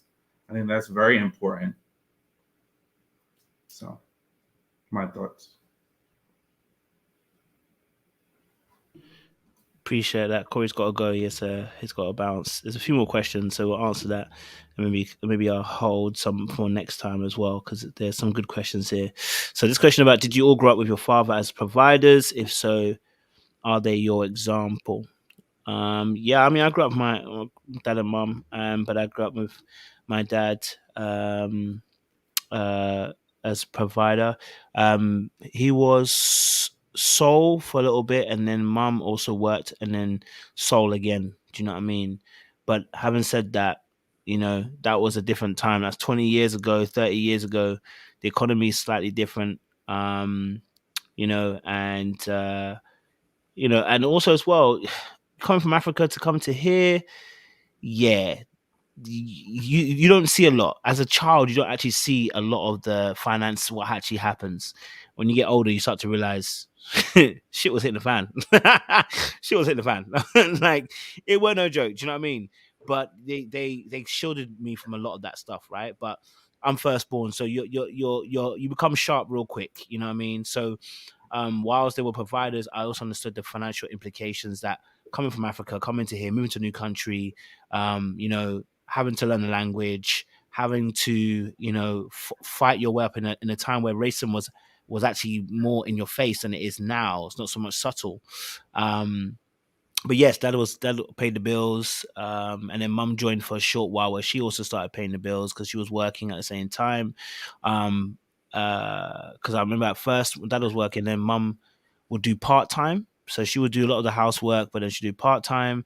Then she went full time into work for a little while, and then she went back to being at home for a lot of time, and now she's fully at home. Do you know what I mean? So yes, there are. I saw.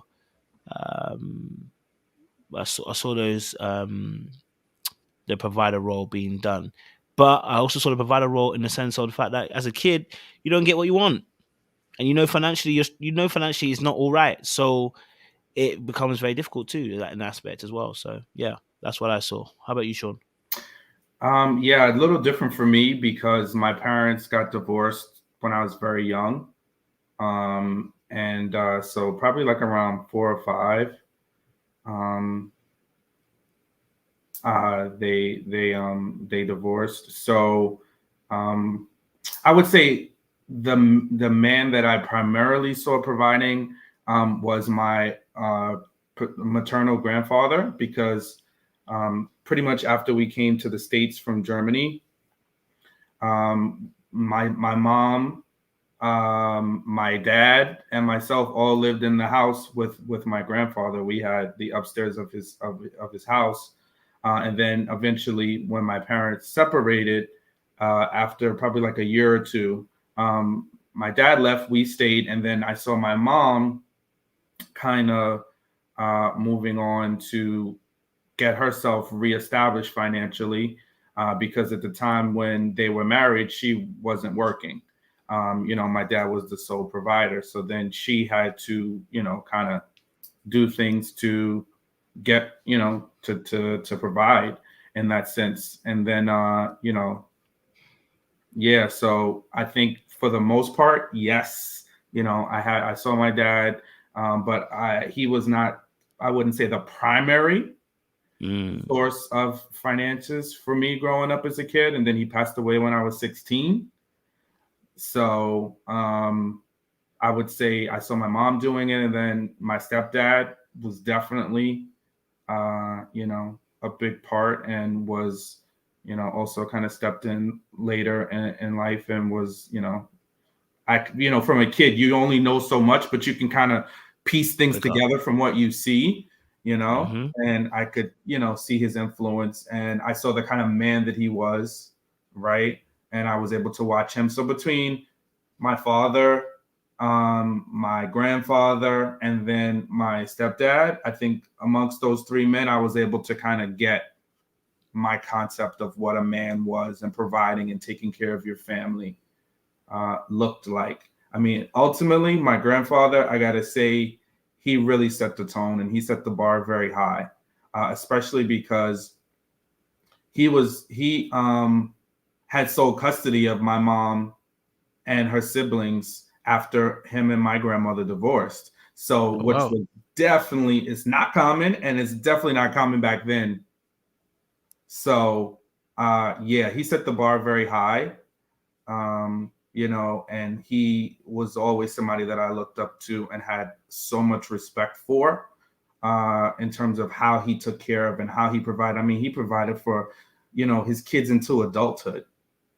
He took care, you know, he was the ultimate example, right? Even in going to college, he was such a big part of my college experience, helped to pay for college for me. So I think if I had somebody to look at and visually emulate, it would be him. Yeah, man. Damn. You know, it's and that's why I said father figures are so important, because what's most important is character. Like I said, I think we've spoken about fatherhood before as well on this channel. Me and you, especially Sean. And we've spoken about, you know, the impact of our fathers, however long they've, you know, been able to influence us for. It's very important. And have that male influence. So yeah, for me, definitely father figures I've seen that provide a role. But I think also that too, I've seen collaborative effort, you know, as well. I've seen collaborative effort between two people, and I've also seen aspects where, you know, you put collaborative effort and it can backfire. So I've seen a bit of it, you know what I mean, everywhere, not necessarily in my home, but in other families. So my thing is, like I said, I think my idea is, look, I would love to pay 100%, but you know what? If I can't afford to pay 100%, I'm gonna pay as much as I can, and I think that's what anybody should be willing to strive for, as a man specifically, is to pay as much as you can. You know what I mean? And if that's 100, that's fantastic. If it's 90, fantastic. If it's 70, fantastic. If it's 50, fantastic. Okay. All right. If it's 40, you better pull your ass up in them. You better pull some chores. Do you know what I mean? But, you know, by all means, make sure you're providing something for your family. You know what I mean? That's what I would say, you know. But I can see a lot of women in the chat saying they would wish they could stay home, have kids, you know.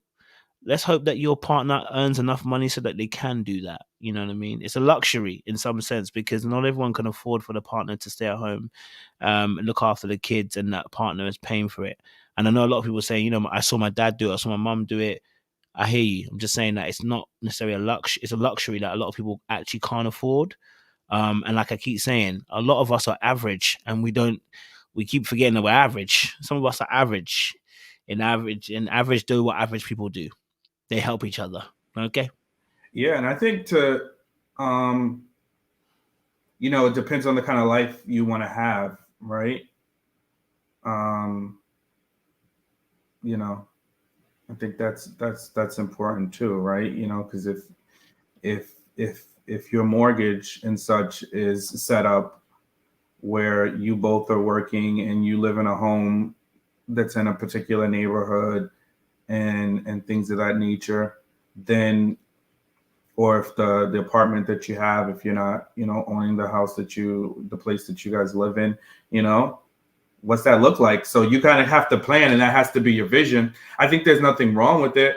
I think that, you know, you just have to make a plan and a vision towards it. It can happen, but, you know, you can't say, well, I want to live in XYZ neighborhood and da-da-da-da-da-da, because it's, you know, the likelihood of that happening is not always the case.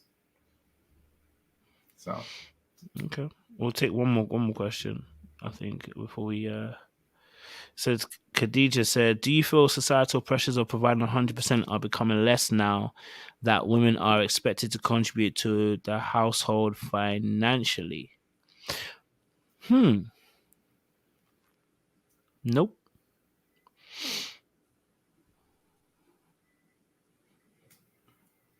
I think, interestingly enough, I don't know that I ever felt the pressure of, like, when I think of providing, I don't think like it's, oh, I have to do 100% or whatever like that.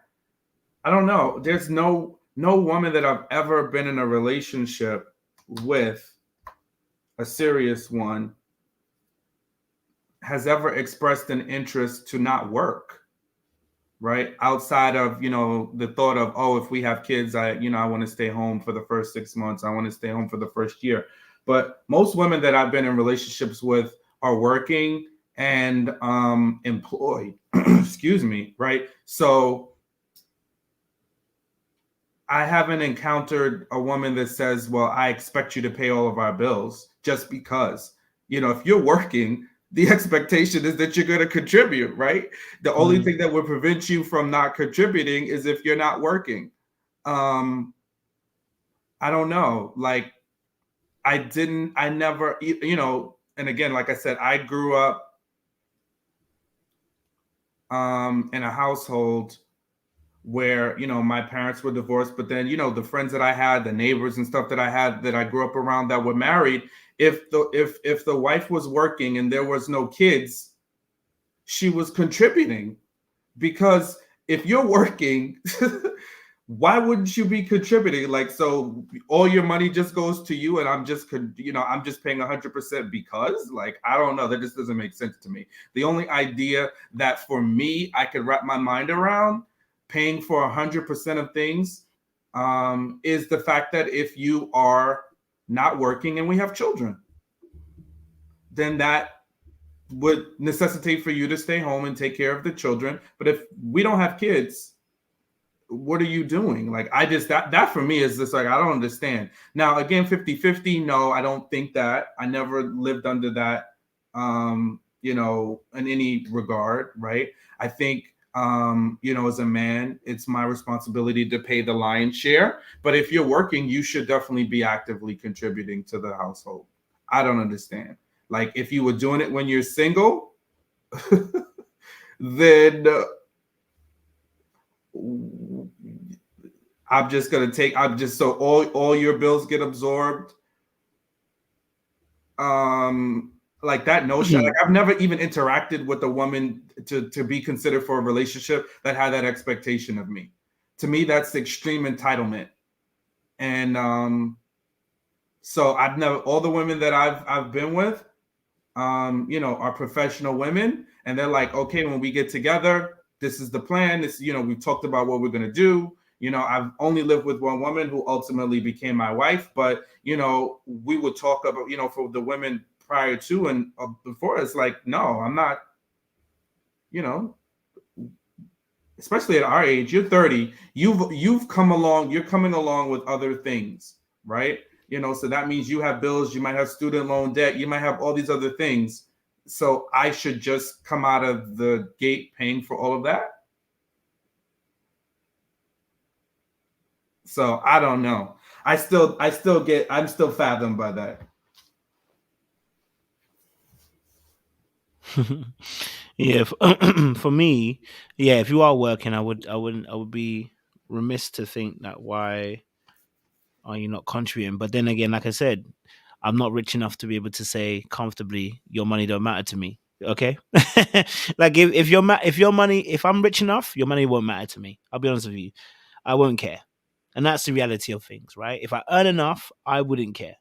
But I don't. So we gonna have to work this out. We gonna have to work this out because you working, I'm working. Let's put this money together.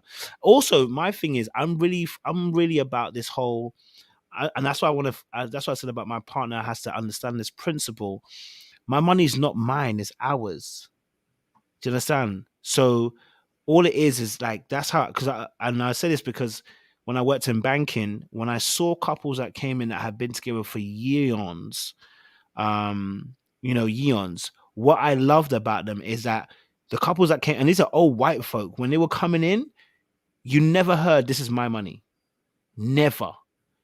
Every time the couples that were there for a long time, you hear them say, you even hear you even hear the joke, the husband might make a joke, say, yeah, she takes all my money or whatever, right? You might hear a little joke, but you always hear them say, this is our money. This is what we're trying to do. And what I often saw, and this is me just on my observations and what I saw, is that unless the woman was more financially astute, what would happen is a woman would always say,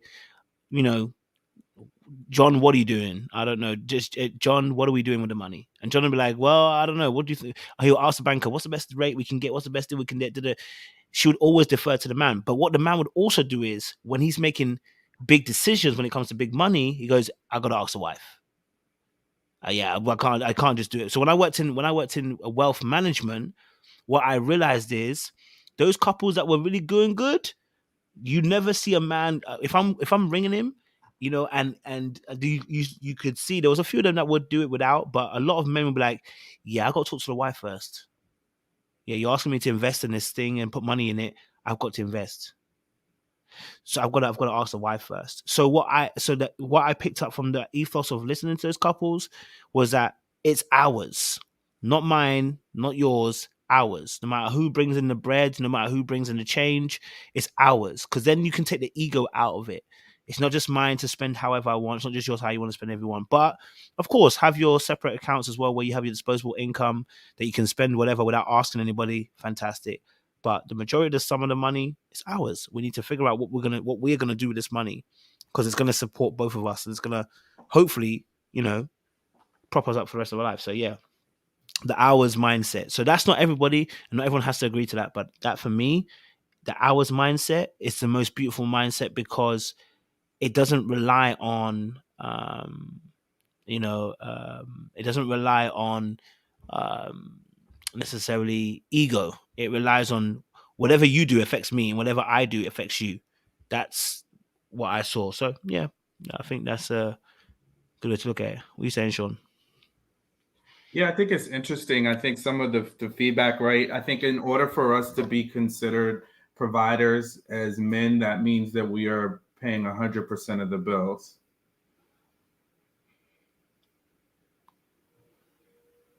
I don't know. Is that what qualifies as a provider? That means I'm paying 100% of the bills?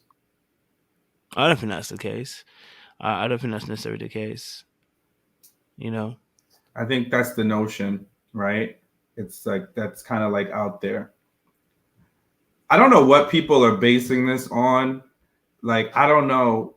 I don't know. Like, I'm like, when I look across the board in my surroundings and friends and family members that I know that are married, right? I have two very close friends that, like my best friend and then another close friend. Their wives don't work any longer. Now, they did in the beginning, and this is what I'm saying. Like, both of their wives, when they first got married, did work, right? I think they both got married like around 30. Then they had kids, and then that changed things, and then the wife made a decision to stay home. At the time, both of those, I would say in both situations, the man made significantly more than the woman. So their household was set up in such where they paid the majority of the lion's share of the bills, but the woman still contributed because she was working. She had bills, right? Those bills didn't erase because now she's married and now he's supposed to take care of all of her individual bills, right? So there were things that she did still take care of. It wasn't everything. It wasn't a big piece, but it was something. So I just don't get it. And then when they had kids, that's when they made the decision. But it wasn't like, I don't know, like, unless people are out here marrying the top 1%, or if you're talking about marrying the top 1% of people that are making, high 6 to 7 figures, you are not going to be in a position to not work. If like, what's the expectation? Because then we're going to be single forever, right? Like, I just don't really understand. Like, and again, I'm not outside of and God willing, I get married again, and my wife, we're blessed with children, and she wants to stay home. I want to be in a position to be able to do that. But just, we get married day 1, day 2, you quit your job and I'm paying all the bills. Like, I just don't understand that. That's not what I think being a provider is. That's being a chump. Like, what? Like, we're grown. Now, if we get married in our 20s, yes, because you haven't amassed the finances, you haven't amassed, things, and you're new to life. So yeah, it can start there. But like, if you're getting married in your mid 30s, which most folks are, or you're getting married at 40, or you're on, like, for me, this will be my second marriage and I'm in my 40s, right? Like, what were you doing before me? And if that's the expectation, we're just not on the same page. Like, I just really have a hard time understanding that. Like a man is just supposed to come. Now, you might have a man who's willing to do that, and that's great. Good for them. But I just don't see many, many examples. Of course, everybody could say, well, I know somebody, and I know, yeah, there's one-offs. But as a whole, is that the reality of people's situations?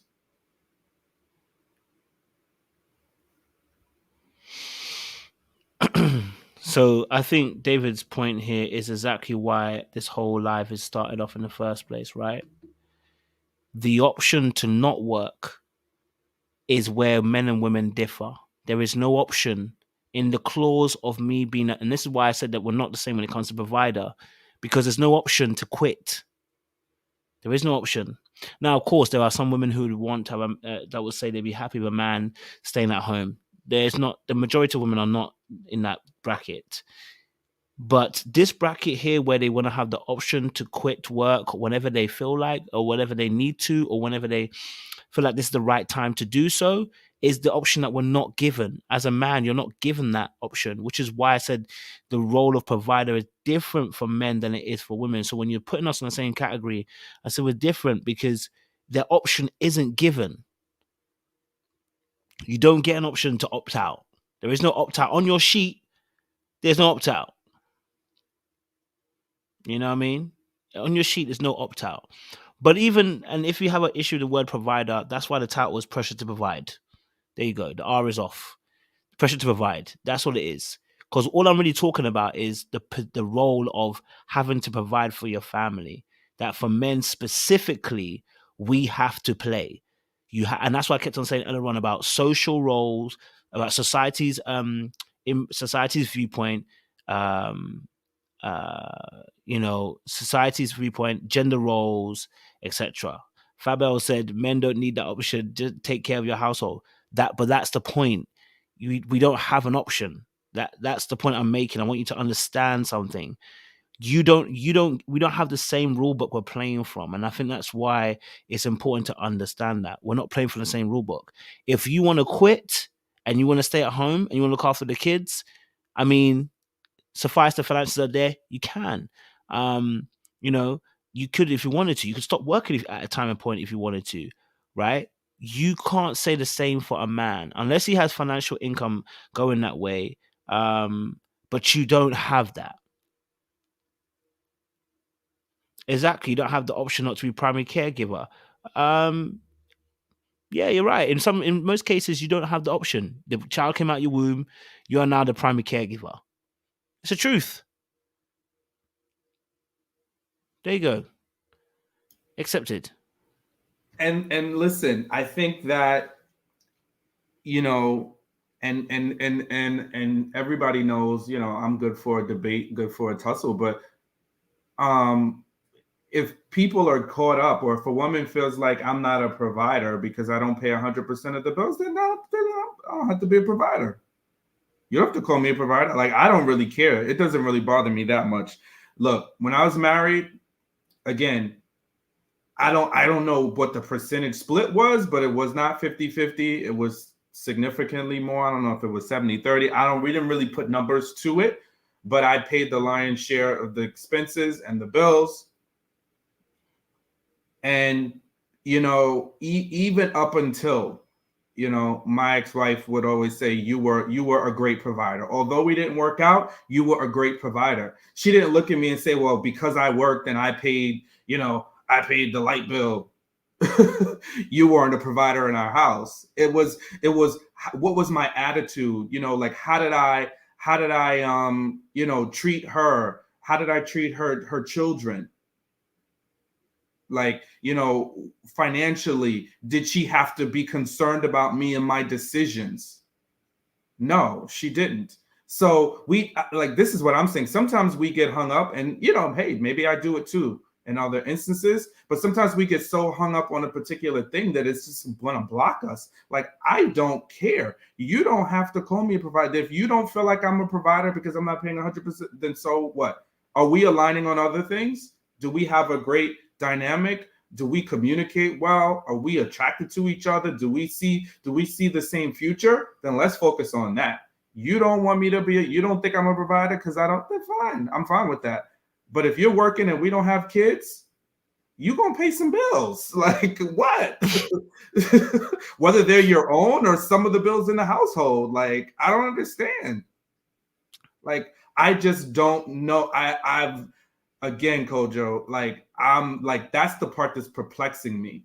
And even if we accept that rationale, how likely are you to get that outcome, right? So if we talk about realistic outcomes and wanting to have successful relationships, like, how's that good? How's the idea of that? So you're not even going to be with a man or you're going to, you know, not even deal with him because he's not paying 100% of the bills, and then you're going to tussle with him and call yourself a provider too. So if you want to be a provider too, so what? Go ahead, go for it. Like, I don't care. Like, I don't care. Like, it doesn't really bother me that much. Like, if you want to be considered, because I think that's some of the thing in the chat, like, if you want to be a provider too, sure, you are helping to provide for yourself. And I think there is sole provider. Like, if I'm paying 100% of the bills, I'm the sole provider, right? So if we want to be really specific about words, sole provider means that I'm paying 100% of the bills. But if I'm a provider, then, hey,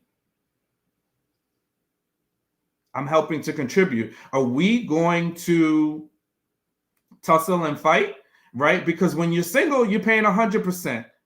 So would you rather pay 100% by yourself, or would you rather be in a relationship that allows you to pay less than the 100% that you were paying when you're by yourself? Because if you want, you could be a provider and be single. Hey, like, I don't have a problem with it. And I mean, I don't feel like, you know, could I sit up here and say, well, I'm this and I'm that? Yeah. But I don't think that's necessary. I think, like, let's just talk about what's realistic for us. Like, what's realistic for us? And how likely is the outcome for you to be in a relationship where you get a man that's paying 100% of your bills and the household expenses? And if that is a condition for you to be in a relationship, just be prepared to be single for a long time, because the numbers are very low for you to get all of that in today's society. Yeah, I think obviously this situation is really interesting, because I'm seeing some of the chat, and it's funny because, like, I feel like there's an argument about something that's totally irrelevant to the actual conversation of what we're actually trying to provide. When I say irrelevant, what I mean by that is the title is pressure to provide. I'm not here to argue about whether women are providers or not. I don't care. I honestly don't care. It's not my beef whether women are providers or not. And I feel like some of the women are fighting this fight, and it's like, what are you fighting for? You want to fight for me to say that they're providers as well? Why? The title is pressure to provide. We're talking about just being in that position. Not once have I put down women. Not once have I said women don't provide. I've never said that women don't have their own pressures. Why are you fighting to have the title role provider when I'm not arguing about that? That's the question I want to ask some of you. What is triggering you right now? I want to ask that question, because some of you are being really triggered that you're fighting for something I'm not even talking about. I'm convinced that you're fighting something I don't want to fight about. What is it you want to fight about? What is it you want to fight about? Haitian Impress, what do you want to fight about? I want to know what's going on with you, because something's going on. I don't get it. Babe, what's going on? Talk to me. Because it don't make sense. You're fighting something that don't make sense. The reason why we talk about pressure to provide is because we want to talk about the fact that what goes through the mind of a man when he's having to be in a position to provide. Nothing about women are bad. There's not one thing today that we've said about downing women. Not at all. Listen, So they're saying one that you and I, someone said this, I don't know if that's the general sentiment of the chat, right? Is that you and I are saying two different things, right? And then someone is saying I'm triggering people. Like, what? That's Haitian oneness up. That's Haitian oneness up. I don't just want to know what's going on. I'm triggering people. What am I saying? Like, I'm really, really interested. Like, what? Because I said it's not realistic in today's society, and some of these things are things that are keeping us single. I don't like what. That's not true. You disagree? Okay, I'm fine with that. I don't want to know what's going on. And I started with saying before I went on my little rant, right? Like, I don't care about who is what in a provision from, it doesn't bother me. So if you don't think I'm a provider because I'm not paying 100%, then that's fine for me. It's fine. Like, and I shared my own personal experience, right? Where while I was married and I paid the lion's share of the expenses, but was still considered a provider. So, and I've never had the experience in any relationship where a woman has challenged my provision. So for me, it's not a big deal. I really don't care. I don't care. Like, I'm not trying to fight anybody about providing or not providing or what it is. I just am saying, like, what are the things that are going to get us to successful relationships? Like, is there a line? Is there a long line of men out here that I'm just ignorant to, that want to pay 100% of a woman's bills and are willing to do so? If they are, then I stand corrected.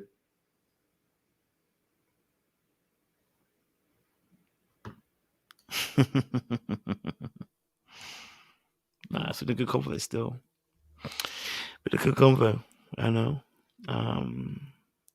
No, but I wanted to find out. Jenny did, because I think the ladies they'll probably have a point that they want us to address, and so I wanted to be able to just open it, because I think Haitian Empress has had something that she wanted to say, so I wanted her just to kind of like maybe unpack it so I can understand it. Do you know what I mean? Because it's looking like triggered, but I probably shouldn't have said that, because that's going to trigger. But rather, I wanted her to define what she's saying. You know what I mean? I wanted her to define what she's saying so that we can get to a common ground. You know what I mean? Haitian Empress, what are you saying so we can come to a common ground? So let's get to that common ground. You know what I mean? What is it that you want to break down so we can get to that common ground?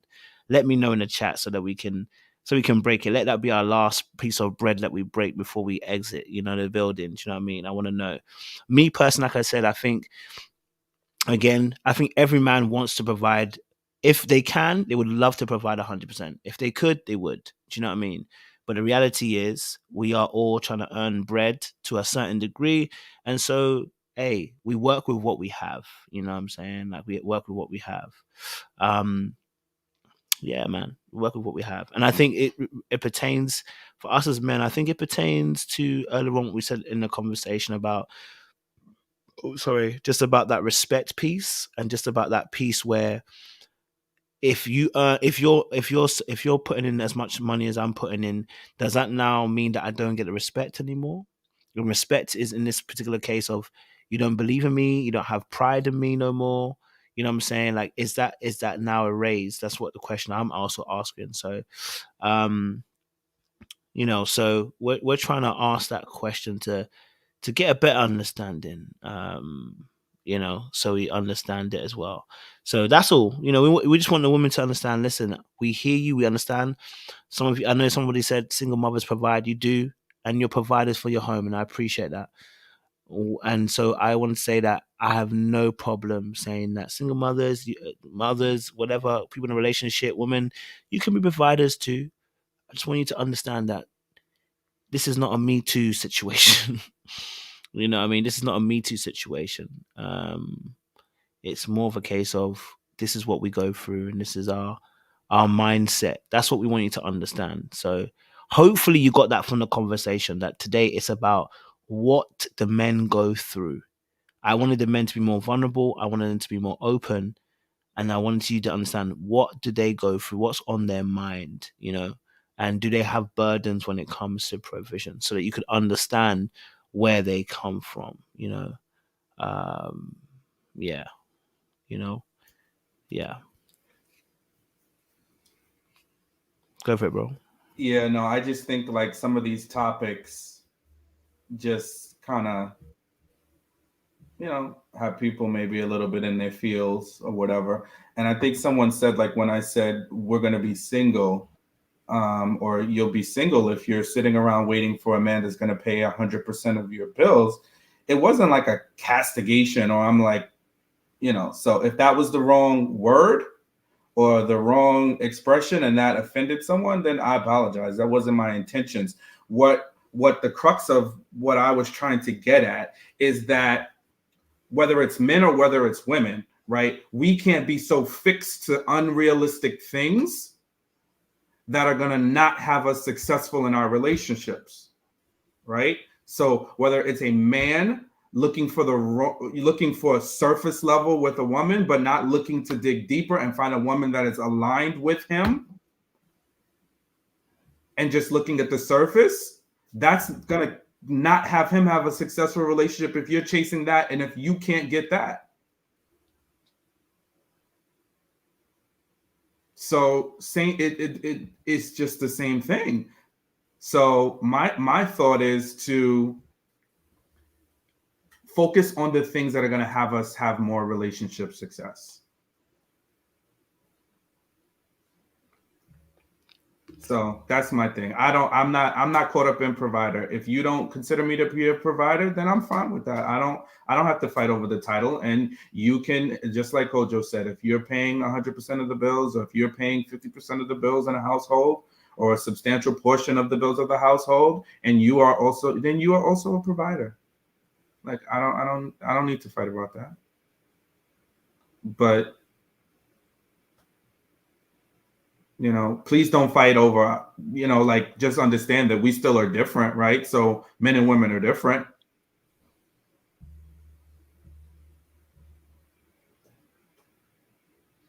So that's it. Again, this is my attempt. Like I'm trying to defuse and not ignite. So I don't want to tussle. This is not something I really want to tussle about. And so good question. Fab L says, since women are working too, why do men feel pressured? I would think you would feel less pressure. So yeah, I mean, and I'll summarize it because that's actually what the whole life was about. We feel pressure because society expects it of us. We have to do it. We haven't got a choice. There is no opt-out option. So there's a pressure in that aspect. And for those of us who obviously, intend to provide for our families and do actually earn money as well, you do feel a pressure to want to make sure you provide for your family, and that pressure is something that is, I would say, not unique to men, but we have a unique pressure that does come onto us because of the no opt-out option. Now, I'm sure ladies probably say that you can't opt out if you have kids, whatever. I get it, but we're not talking about that. So we're focusing on the pressure for men specifically, what they feel, because what it feels like sometimes when people are asking why would you feel pressure? It's almost if you don't understand what we are addressing here and what we go through. We're not minimalizing what women go through. And I think this is, again, I want everyone to draw everyone's attention to this, because again, I want you to understand something. Not once have we minimalized what women go through. Not once. Not once have we minimalized that you guys don't do a good job or that you are not involved in a relationship. What I'm drawing your eyes to is, here are men, listen to what they go through. Never have they had to say what they go through to put down women to say this is what it is. When they're talking about the pressure they face, it does not mean that women don't go through pressure. And so I want you just to pay attention to that. We're not downing any woman. I want to make that very, very clear for you guys. All right. So it's intentional not to do that. But Haitian Empress said, but when you're in a couple and a husband relies on his wife to sustain the household, the reality is that both are providing and susceptible to pressure, different but pressure nonetheless. And again, this is doing the very thing that I'm talking about.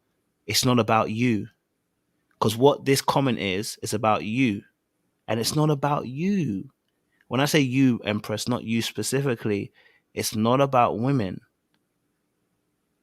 You're doing the very thing that I see men do a lot of the times, which is center themselves in a conversation that is not centering them.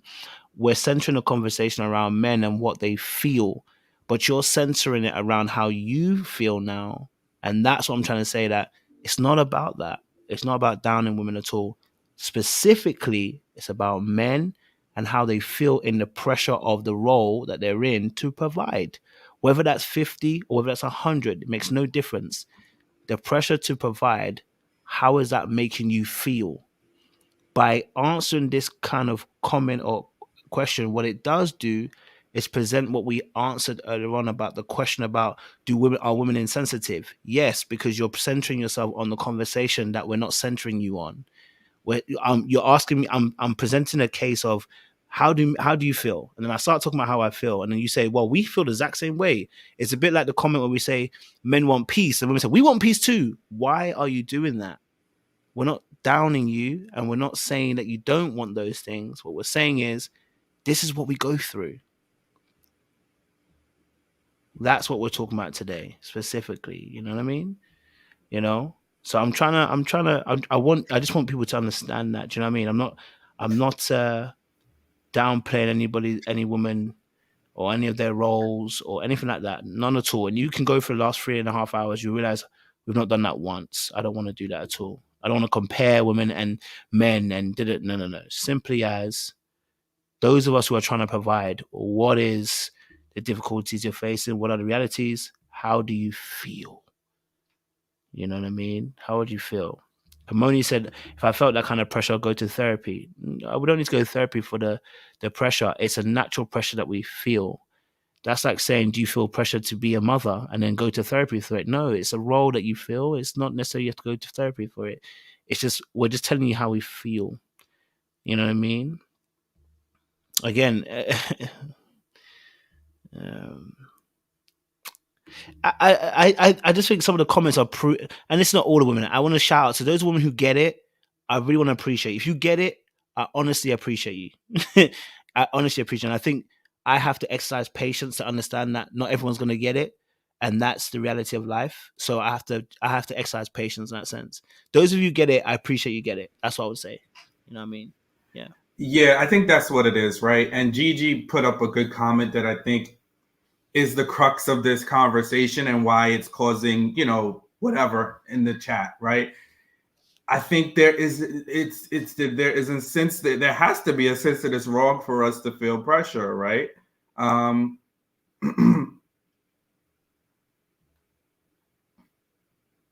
Because at the end of the day, we're just, we're kind of just talking through a feeling or a thought, right? And what that looks and feels like.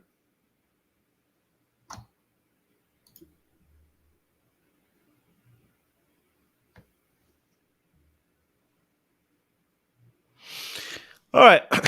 No, it's been a good conversation. I think it's been a good reflection. I think it's been a good reflection. So, yeah, I think it's been a good reflection. Sylvia makes a good point as well. She put a good point in there as well. So I think my husband, I felt a lot of pressure to make sure I was straight when I took a break from work. I don't think he would have ever felt comfortable to take that same break. But that's how good men feel. Yeah, I think that sums it up. What Seaway just said. I think that sums up what we're saying. And maybe I have to be also open to the fact that, like, I think Dr. 100 said, maybe they're reacting to the fact that not many that the men they've come across haven't been quote unquote good men, and so they've put a different view and spin on things, which is why it's making it harder to hear maybe some of the points that we're actually making as well. You know what I mean? So I'm hearing that. I think that's fair to say. I think that's fair to say. So,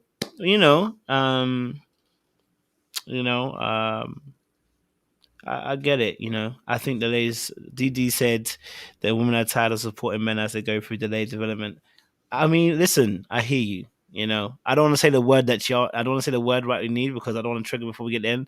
But it begins with an A. I think we all need to be a little bit more accountable for our actions. Okay, so just like the men need to be accountable too. If we choose badly, we've got to be accountable. So, you know. But good men out there, ladies. Good men are out there, and I'm bringing them more to this channel for you guys. Okay, we're gonna have more good men out there. All right, we're gonna bring this to this channel so we can see more. Okay, yeah, yes, I'm saying some more. Yeah, and I think Fab L made a good comment too, right? Because that's it, right?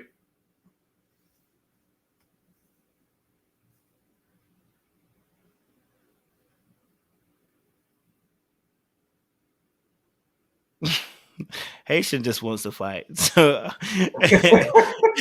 Haitian just wants to tussle tonight. Haitian ain't trying to hear that. Okay. We love Haitian you, and we love the the push and the challenge. But I think sometimes in certain seasons and spaces, sometimes we just want to be heard a little bit. Like, just hear us out. Give us the benefit of the doubt, right? Yeah, just a little bit. But it's okay. We understand. We're built for this. I don't think, look, I ain't mad at you. If you have had to be the provider, or if you, then I understand that that's not a good feeling in a position for you to be in. And, that might be an issue. But I have learned a really important lesson today, though. And I think this is going back to our original point that I think, who said it? Femi put up about unintentionally offending. Mm-hmm. And I think this brings up what she described is how I'm feeling. Like, I'm not. I think maybe a few weeks ago, y'all would have got me. I would have been blasting y'all. I can't lie to you. I definitely would have blasted a few people. I would have blasted a few people, gone off the rails, and probably had to drop an apology the next day. Do you know what I mean? But like, I think I'm just trying to learn. I think what Femi put earlier on, I'm trying to learn that, right? That I'm trying to hold space, that even though I may feel some type of way, I have to understand that you may feel some type of way. You know what I'm saying? And you may hear something different to what I'm hearing, or what I'm even saying. And I need to be patient in order to try and understand that you may be hearing something different, so that it doesn't escalate. Because I don't feel good when it escalates. I'll be honest with you. Not because of the apology, but I never feel good when it escalates and I lose my shit. Sorry to say, French wise. You know what I mean? I don't feel good. So I feel better on this conversation. I'm like, I haven't lost my rag. I'm trying to understand. Mm-hmm. You know what I mean? I'm repeating my point. Yeah, I want you to understand that I'm being serious about my point, but not without being disrespectful or having to shout or scream. Do you know what I mean? So I'm learning from what Femi said, and just learning that it's actually being represented and reflected in this conversation here. Because of course, at times I felt like, come on, y'all not getting it. But I get it. It's hard. They're hearing something else. I'm seeing something else. You're feeling something. I'm feeling something. And we just need to kind of like watch each other's back and just kind of like understand that you're coming from one place, I'm coming from another place, and we're trying to understand each other. You know what I mean? Yeah, no, I think, and I've learned that too. It's like, look, you can't react to everything, and you can't let everything bother you, because look, people have opinions, and your opinion can be different than mine. We can disagree. It's not the end of the world. And I think that is important, right? It doesn't have to be so upsetting. We would hope that everybody would understand, or, approach certain conversations with a level of like, hey, listen, let's just give the person the benefit of the doubt. Let's hear what they're saying before we jump in and kind of insert ourselves into the conversation or start to nitpick what they're saying, right? But that's not always the case. And sometimes people bring their own things to it, right? Just like when I share, I'm talking about my experience, right? And the same for you, Coach. Like, we're talking about our experiences, and our experiences lead us down a path to the opinions that we form. And it's the same for the women and whomever else is in the chat commenting, and, whatever. So it's okay. I mean, guess you guys don't have to agree with what I'm saying or what anybody was saying. Katie, see me. You need to come to my office later on, Katie. I know who you are. Come to my office after. You specifically, I need to see you in my office. Enter the DMs later. You, Katie, troublesome. Nah, I appreciate it. No, but thank you, audience. I do appreciate that. Thank you for rocking us for 4 hours. I honestly was trying to do a 2 hour live, but do you know what? The conversation was vibrant. I think it was good to work through some of the challenges as well. But I'll let Sean give us a quick benediction. I know he wasn't here for all of it, but still, I know you like to give us good benedictions, sir. So we appreciate you. So listen, I think what we learned at the end was the biggest part is let's just be open to hear each other, right? And ask questions before making assumptions, right? You know, and that's on both sides of the table. But I would also say for ladies, like if your man is being vulnerable, hear him out and give him the benefit of the doubt, right? If you chose him enough to be in a relationship with him, give him the benefit of the doubt, right? And hear him out. I think those are the most important things when it comes to providing. Do what works best for you and your relationship, right? You know, do what works best for you and what works best for you two together and what's going to lead you down a path of success. Don't be hooked up on percentages, quotients, algebraic equations, because those are not going to lead to relationship success. Relationships evolve, relationships change, finances change. But be focused on the things that are going to be constant, and that is love, that is understanding, and that's communication and listening and respect. And I think ultimately, as I end, I think the biggest thing, and I hope you take away from this conversation, as you've heard from several men, right? For us, respect is highly valued, and respect means listening to us. Respect means hearing us out. Respect means if you disagree, do so, but without harming, hurting, using our vulnerabilities, or attacking us. And I'll turn it back to you, Coach. Yeah, man. Honestly, I appreciate audience members. Thank you so much for participating today. I think it's kind of one of our highest turnouts, actually, to be honest. So it's been really interesting. But yeah, no, we'll be back next week with another sweet live again, once more, talking about man things from a man perspective. Once more. So ladies, get ready to turn up again. Gentlemen, keep turning up as well. I can see more, one or two the specs, they come through, you know what I mean? It take a little bit of a while, but I'm seeing we're starting to come through, and I really do appreciate that as well. So honestly, audience members, thank you so much once more again. Like it, share, subscribe, and click on that bell button for notification of uploads.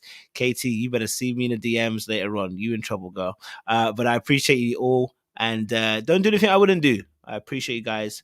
Stay locked.